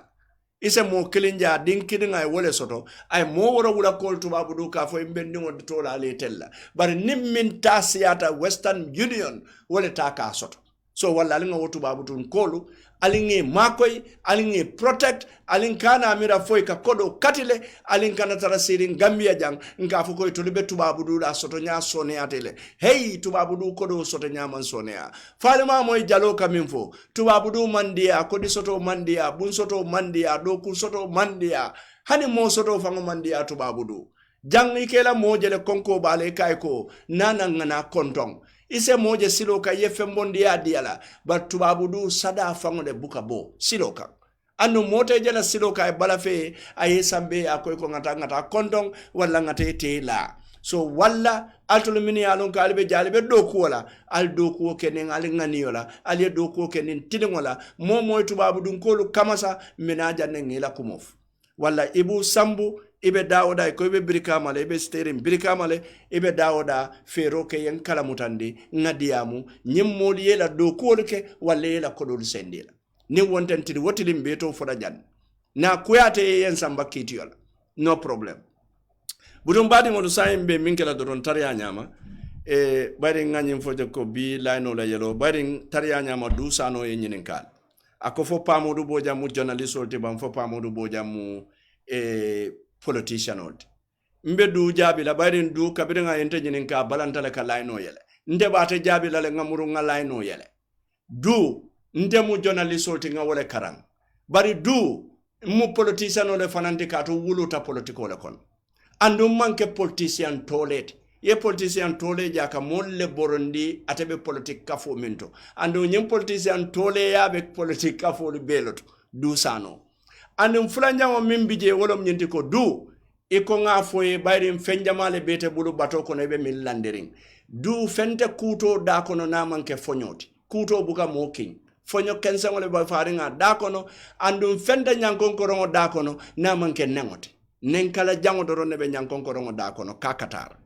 du ndede iko ndebe tonyino lande nga to sotole andun tete tonyini la ye toje mbado nga na ku kilim foy du ye hadama dingoje ni ye fanke inyon hadama dingol ye dun tumalangoti la kata kuwo keta nyawo nya wo hadama dingol le ke chika ye bonde dun tamala yato ye ke turati bari ni nate hadama dingol taralloring iye fanke ko ite mu turalete hadama dingol ka fole ko sobuke nyimmu yalon ko duntuma la ngolo mene ngolo so nyandale nga hakilo to wolto du sano nte mangiridi nga nyem banko le soto andu manke dafula tiyote du sano nte mbota kunda minto nga fo jemu politique kunda letide momi wuluta birikama suma kunda jelem pasanjani boja yati momi yalon ko afarsita dembo santam boja ne bala momi yalon ko afarsita tala malang aida boja ne bala jumale ma wollon politiko to Gambia jang so wala niende nyinen ka fo mu politician olti ite mantelong falo lombalo wala kamuta akoma singoto andun duy manke foroto ndele ngafo mune ya sabun koy manke foroto yente la foronta yafo du nde million lebelarin kom fatale bi ninde la fita kera koditiyoti bi du mbeke la koditiyoti le bi bari mbenna integrity wula la le nga fay jana du let me tell you that I clear mala fi fanka nyinjabiroke bari la fita le kanyinin karo fanan koy bari yente nyinin kale ngoy ko mu politician oti mu journalist oti journalist ya ngawo karanne bari politiko wuluta o konol du sa inde fanan la fitete nyinin kalale du ite mu president wala official political advisor leti bang foy mu NPP la campaign manager ni mu NPP la campaign manager te andu wate kadiya mu NPP la ka NPP le defend up to the planet Mars du ka kodo mi mutanna karolo imanya na mutala lakira lori ngoy ba sendi la le du Gambian ko lu manke toleti bi du sanon tolunga lonne ko itete mo advice la no political lan tolunga wolonne bayrin tidi wotili nite diamuta e ka Gambia dingol leneng hani kuno ibulata Gambia bela ye NPP fa nyimbanko kan ye NPP fa nyadile iko dindingo longa bina adindingo mam memfolo amanyambo sakase kulli ay kebali be borondi yamira womu dindingo la kairoti mandinka kunda ani mofin kunda dindingo mi yalon ka be njembo ko na kebali be borondi kebali be silata foy ka fono wo dindingo mu dindin kunna ko tida duute yalla ndi nyami walla Gambian ko le ke la moy janni kam man salingo fo ike mira le wo man salingo mune fring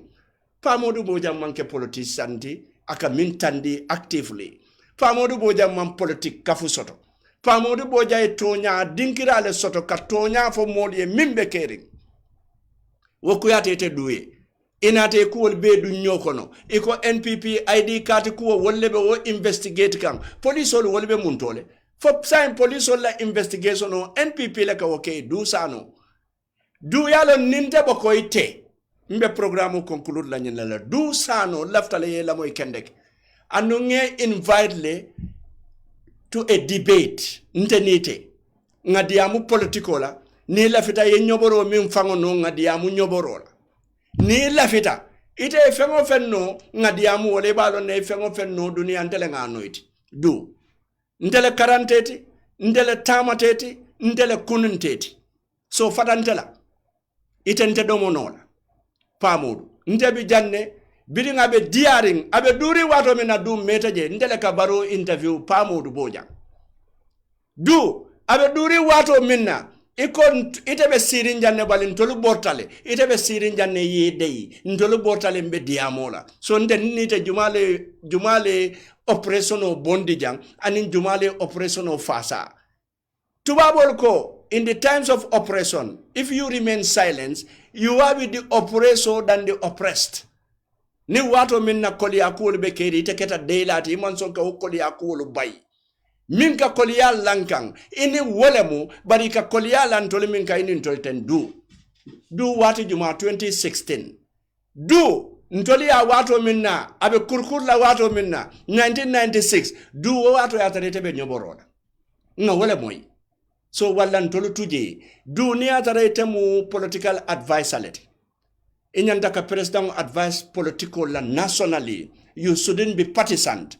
but be do sano long baro la government spokesperson be do sano long NPP la propaganda secretary be do sano ka fontele ko atelon presidential advisory ikamurum banko be la kodo ikachike kanyinulu jowala ikamune advice mo mimbe baro noma abe tandango kosela ikanna kodo tike ka wolu jo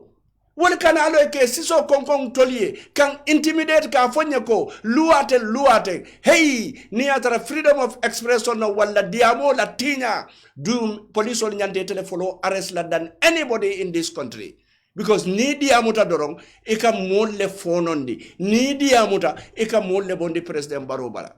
du ninde boko ite na forea mankita ko ite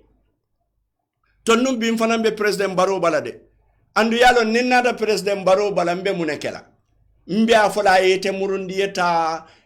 nyoborola mba afola president baro de sainte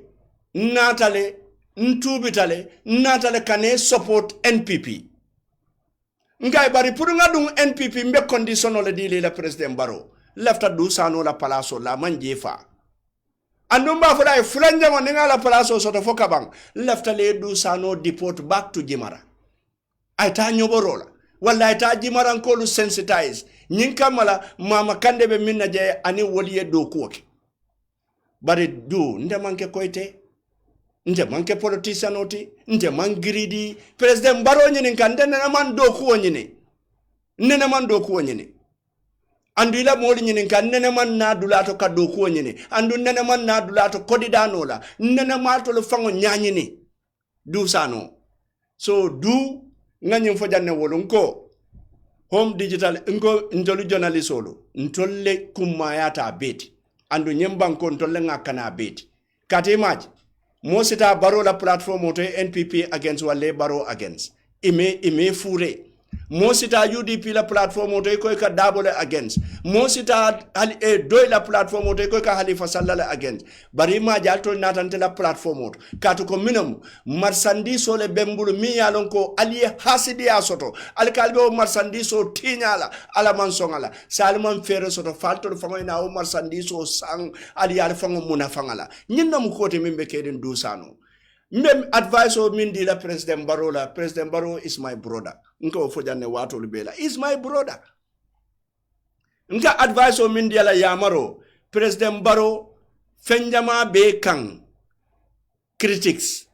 Dusa no le ale kang. Dusa no nimba kausi akejan. Dusa no nim misilime kafoli awa. Dusa no botajani civil society organization. Dusa no killing aning mo kotangol. Dusa no killing aning mo kotangol. Wallahi President Barrow. Tura ninjulo.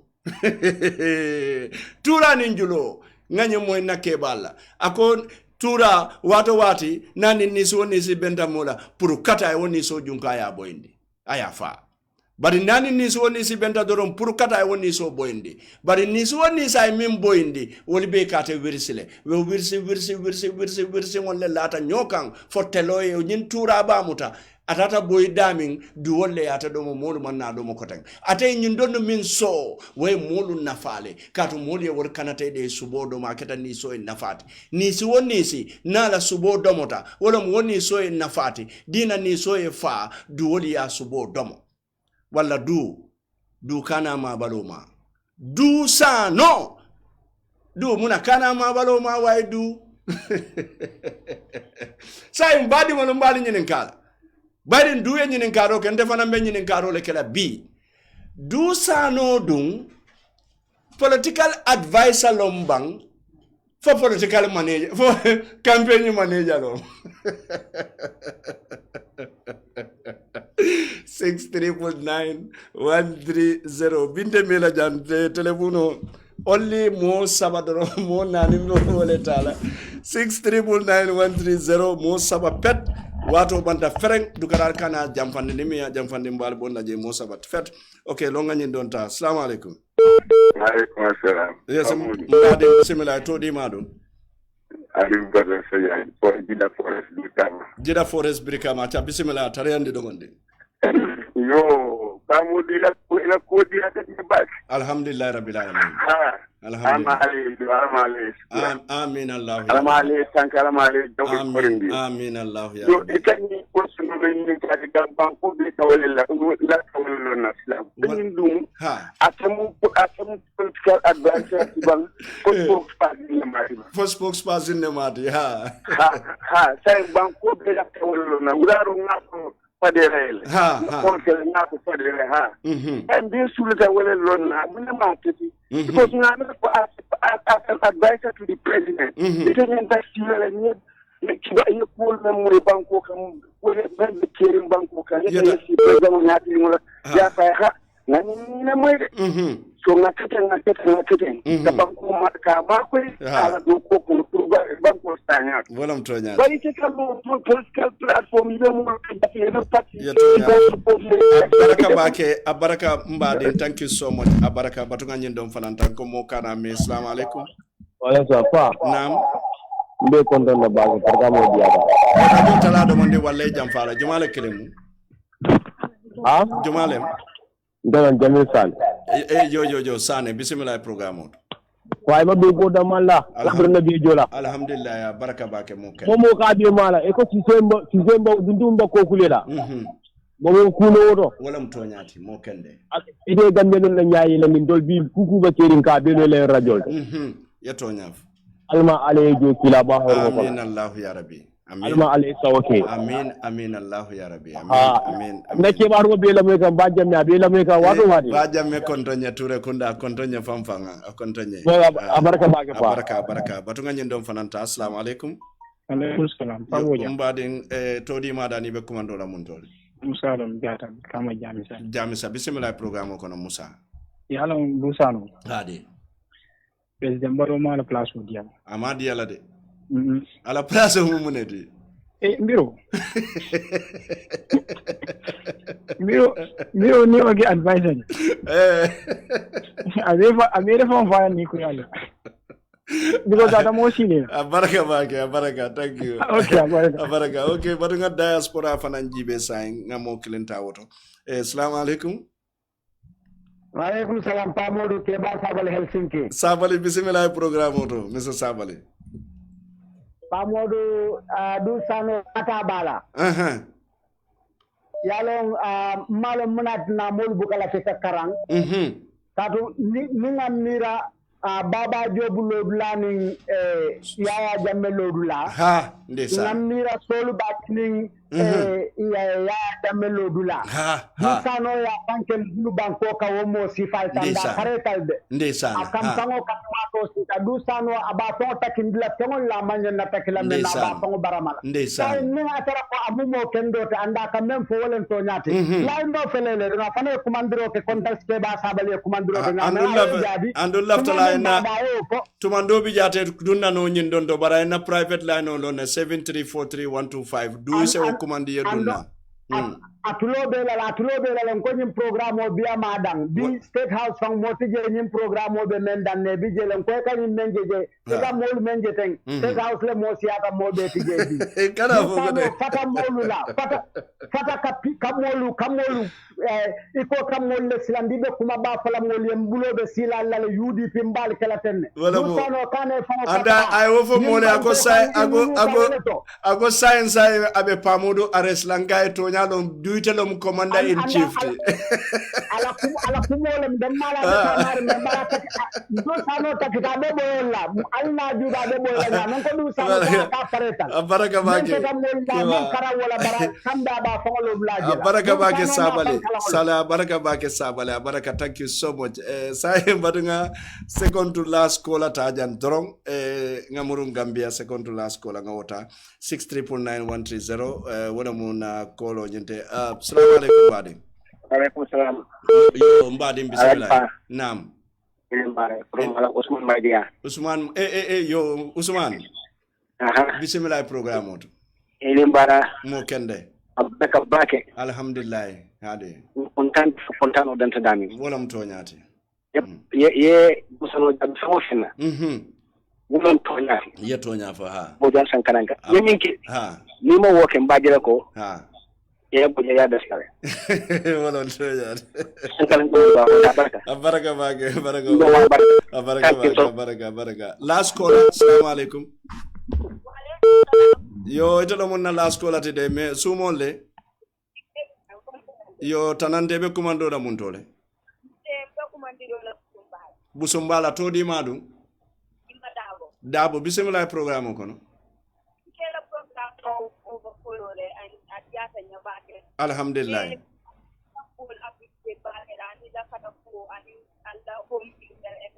abaraka hade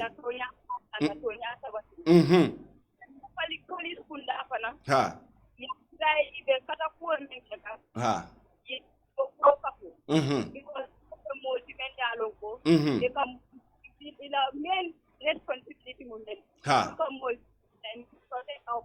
wala mtonya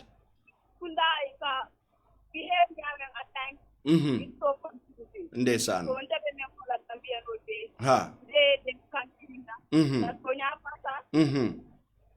jatonya abaraka bake mutum badingolo wala keta na last call nyente hansa ndoron buto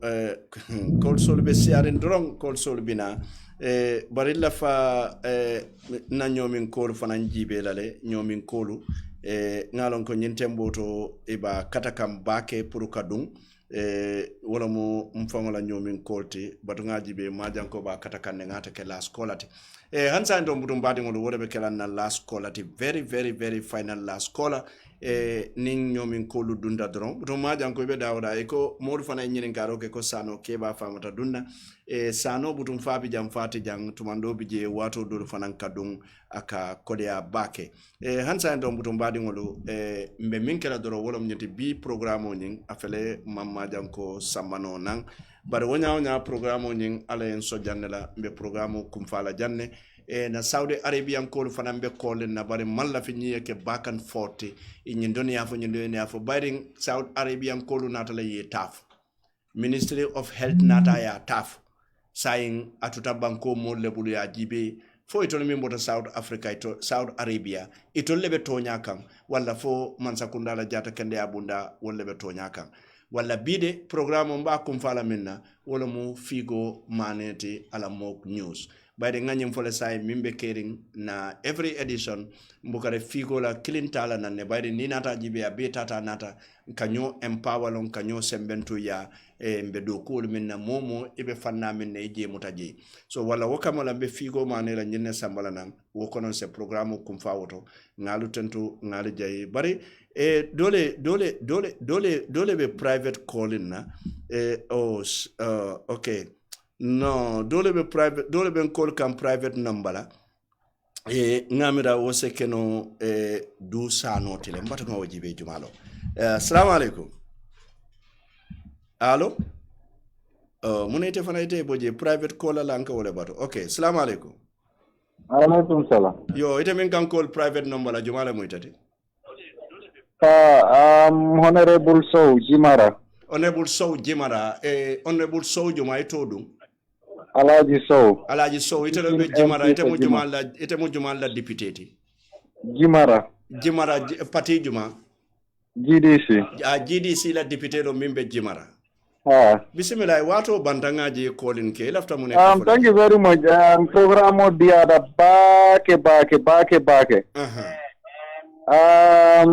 Definitely lafta contribution or concerning about Dusano. Bismillah. Yes, comme ça ya fo nyaming du ndol fan du amanke nyobol du ndol nga lon tantan kosilati tantan mun ka tantan o kosi je tantan ni mo tantan nyaw anin pura dema ndol jimara nga lon wola ndol du manke fenti jimara bi fan ngaje nga kuma dol for he respond hade Bondol do is nothing in Jimara. Do manke budi. Do hani abe campaign kanila patio e Jimara. You will never win. I'm telling you this. Mbuka tinga ndol be uluta Jimara. Bari ngalon ne do mu mosi fa nyadi di Jimara. Do manjare fenti. Jandron ne akadia mosi andi kombo jang. Nyada do mu fenti nu Jimara. Hani ndol la kansulo bota idol la sate kono. Koro jula kunda mola kansulo bota jele GDC la kansulo ganyeta GD lola kansulo mum baro dusa no la chuoko naka tax jo minna wo kata GDC la kansulo la bulodo baro falla kodo aka tax jo munna la korda kono injimara akata GDC la kansulo la so nyara e kulon wo ay kunonu ngamra yatra e wo ay fenke jenu ndeysaan bara buka fenke jo fo nyaay fengol sunya ga nya sambaje that's the only thing dube munna in fact I don't want nte buka la fika diam dula du manke buti ndeysaan wallahi abe banko be dundila nyodo he is nothing alafta tola drong let him go back eta ala 1/6 wa bi ala commission also ndeysaan yeto nya fa abaraka moli alon wala thank you very much pa thank you so much thank you so much abaraka thank you so much pa thank you butum baɗigol wala mo wato banta ferem butum baɗigol mbe man so tentula mba jayila mba warna tentro ani jayro ani warandiro mi yaɗum ka mandan la soto tumala mina bi fanan na nyawala ngadata ni bismillahir rahmanir rahim la fitam futata lakum fatlato alhamdulillah rabbil alamin walla ko man so tento ka jayi ka warandi tentro ani jayro ani warandiro mi yaɗa mandan la soto bide na nyawala mi yaɗum ko wolle bulo ba koma wolle mo yona forex biroti mi yemuta ko masingoto wala mo Samsidine Bojanti mimbe kedin television o Cheikh Umar Fofana wala be nyesu radio to 99.9 te kundingo pamodu Bojan ndele sita programme wala fanala microphone to anin camera nyati de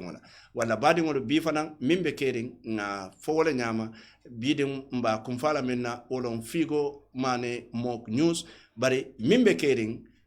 nga dati wala nyama mba foka wala fanan nyama andum fanan Allah subhanahu wa ta'ala la man sabayato anala kilimbayato mbe kontinela ka banke wala nyam walla mimbe kering nka fo wala nyam salam wa okay talib bu ne de sina commission de jambi assalamu alaykum wa rahmatullahi ta'ala wa barakatuh talib na fo nga wax sa bop nak ñu bari ñu fi xamuñ la nak man la Talib Ahmed Bensouda Lord Mayor Kanifing municipality okay talib léegi yow dag ñoo xaar yow oncle Famos yow luy sa problème yow Assalamualaikum Gambia nuyu naa leen yëpp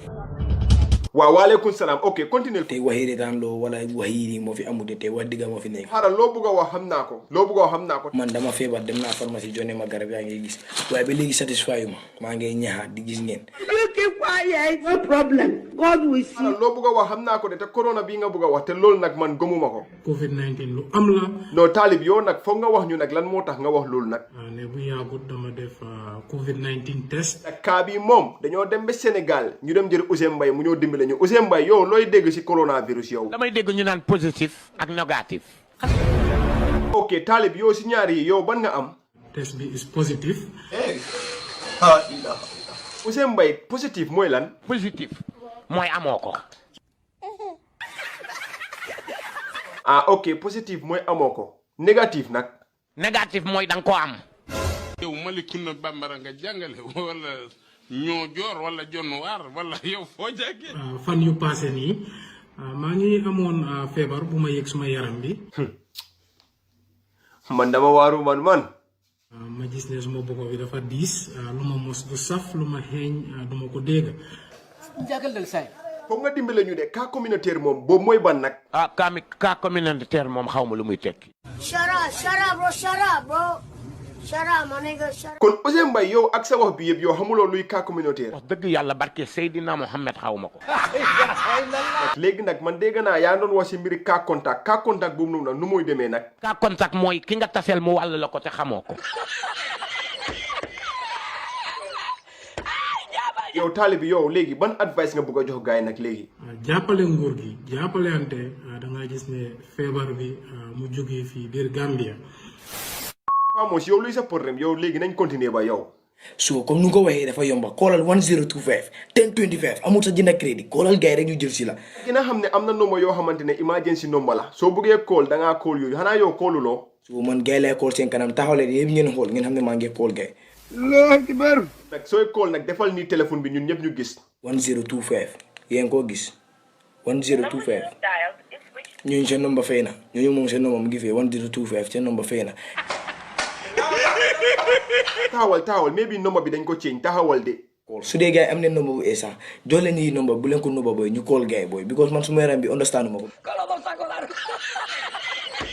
leen mbiri nomba bi léegi ñun ñu dem si kanam. naka lañ mën a def loolu mooy ñu wàññi suñ tànk si mbedda bi. waaw man de leena de xam naa ko bu fekkee sa tey ñu ne bu kenn génna ñu war a dem liggéey rek ñooy génna di nga gis ñeneen ñi génna ñu dem xool ndax tey ñu dem liggéey bari nañ de bari wuñ. waaw ok Famos léegi koolaatil nomba bi ba ñu xool. ko bàyyi ma koolaat kay xam naa connexion bi moo po yéen yëpp yéen ko gisal seen bopp 1025 ñoo seen nomba fay na. man nag bu ma xamee suma boppa emergency nomba dangay ne dafa busy waaye ne téléphone bi dafa fay foos. soo ku foog ne comme soo génnee nga wër bi nga am corona da ngaa call 1025 ñu jël si yaa ngi na sa boppa de. xam nga wax naa leen ne dëkk bi du dem gomu leen ma emergency nomba bi nga xamante ne téléphone bi dafa fay ok. ñan naa lay ngir yàlla ñu toog si kër yi ñu war a call ñu ngi call ñooñu amuñ gars yi léegi ñun ñan leen war a call. non kitaabu bi yoo kañ du ake mo le toro nga call sorom bii. لقد جاءكم الرسول من أنفسكم عزيز عليهم ما عنتم حريص عليكم بالمؤمنين رؤوف رحيم فإن تولوا فقل حسبي الله لا إله إلا هو عليه توكلت وهو رب العرش العظيم.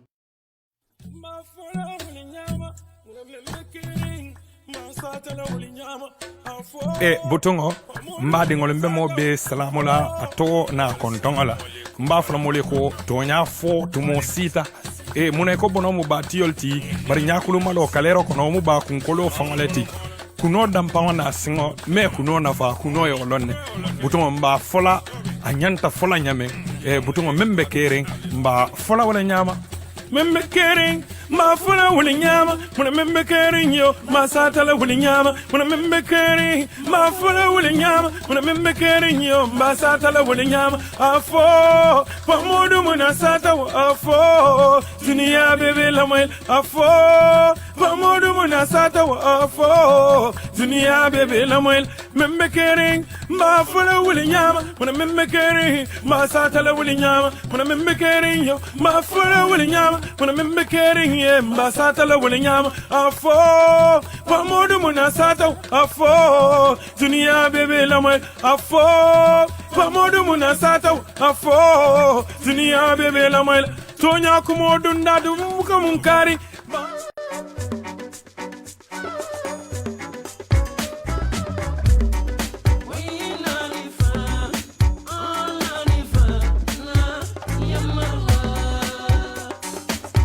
Yona Forex Bureau baadiŋolu Yona Forex Bureau mi ye a loŋ ko felali ye Serekunda Bambo walla mu dulaati daa mi ye a loŋ ko kodi kiyo aniŋ kodi faliŋo ñininu mu ñontaŋo le Yona Forex Bureau itolu baali ye Bambo le ando fele ye kunda baa sota le la baakote mi ye a loŋ ko wo loŋ Purple House ti mbaadiŋolu atolu minu ye a loŋ ko ali be banko ye banta la niŋ a lafita kodoo kii la ñiŋ kamma la alla moolu ye a ye tariya andi ali ye miŋ ki ye wo soto tariya ñaama ali feeroo ke ali ye a kiini Yona Forex Bureau la altulu minu ye a loŋ ko fanaali be Gambia na lafta kodol le fali na kabiri euro lomba fo pound lomba wala fo dollar ani nyin kodi dolu Yona Forex lon dolate minu ye a loŋ ko e ka daadi ma di mi ye a loŋ ko ase kontaan ando nin nyin kodi dolu fanaŋ be bulu i lafta ke fali nin dalasola walla baadiŋolu ka mune bato ali ŋa feerolu ke ŋa na kodolu ki ni Yona Forex Bureau la aniŋ ŋa na falindirolu ke ni Yona Forex Bureau la daa mi ye a loŋ ko mbe baane hoda maale soto la wo kamma la na lafta kuma koye soto la ñinolu bee to to ali kumandi da telephone to 9000392683215173389998055526 badingolu yona forex bureau wolle nata kan dahandi kodi kiyola anin kodi fali wala fannala walla yona forex bureau ala baraka jarama.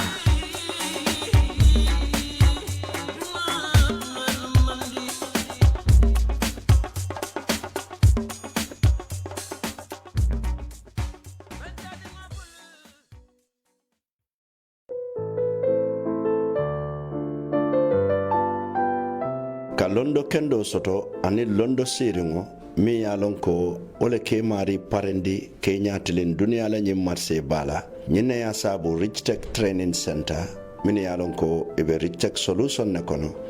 wolle nata ka wala da jamalu diyalla wala dalo min yalon ko wolle bal parendi la pour kal nyatilin duniya la nyim marse bala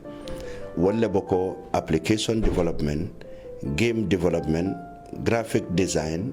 videography and animation, digital marketing, IT technician and networking and web development. And when you wala dalu be soneyarine dalasi wilitang ane woro ane dalasi kemesaba wodoro non puriye dabula nyilondo karamba kono walla ke dabula je asoneyata nyinka mala puruka dati September karo kono ibite ila website toto richtechtrainingcenter.com niya wo website o dete ibajala website o santo dulabe dame ka fo register niye je dete abe nyininkala itola ikontongo ibe muntole ani lafta wala da jumale kala niye wol beke dron adete aita itol be jabilale abe ka date woleto ni man nyimbe keno walla feroke ye futela kunda bato mi yalon ko wala bali 52 Kairaba Avenue walla hani bi ali commande telefono la 4494070 Rich Tech Training Center ni la wala da banje Rich Tech Solution walla kado ko chika ya dila katu tole lonne ye parende nyaadile pour kanyen do kuol ke do kuol mini alon ko walla mu jamane laban do kuolote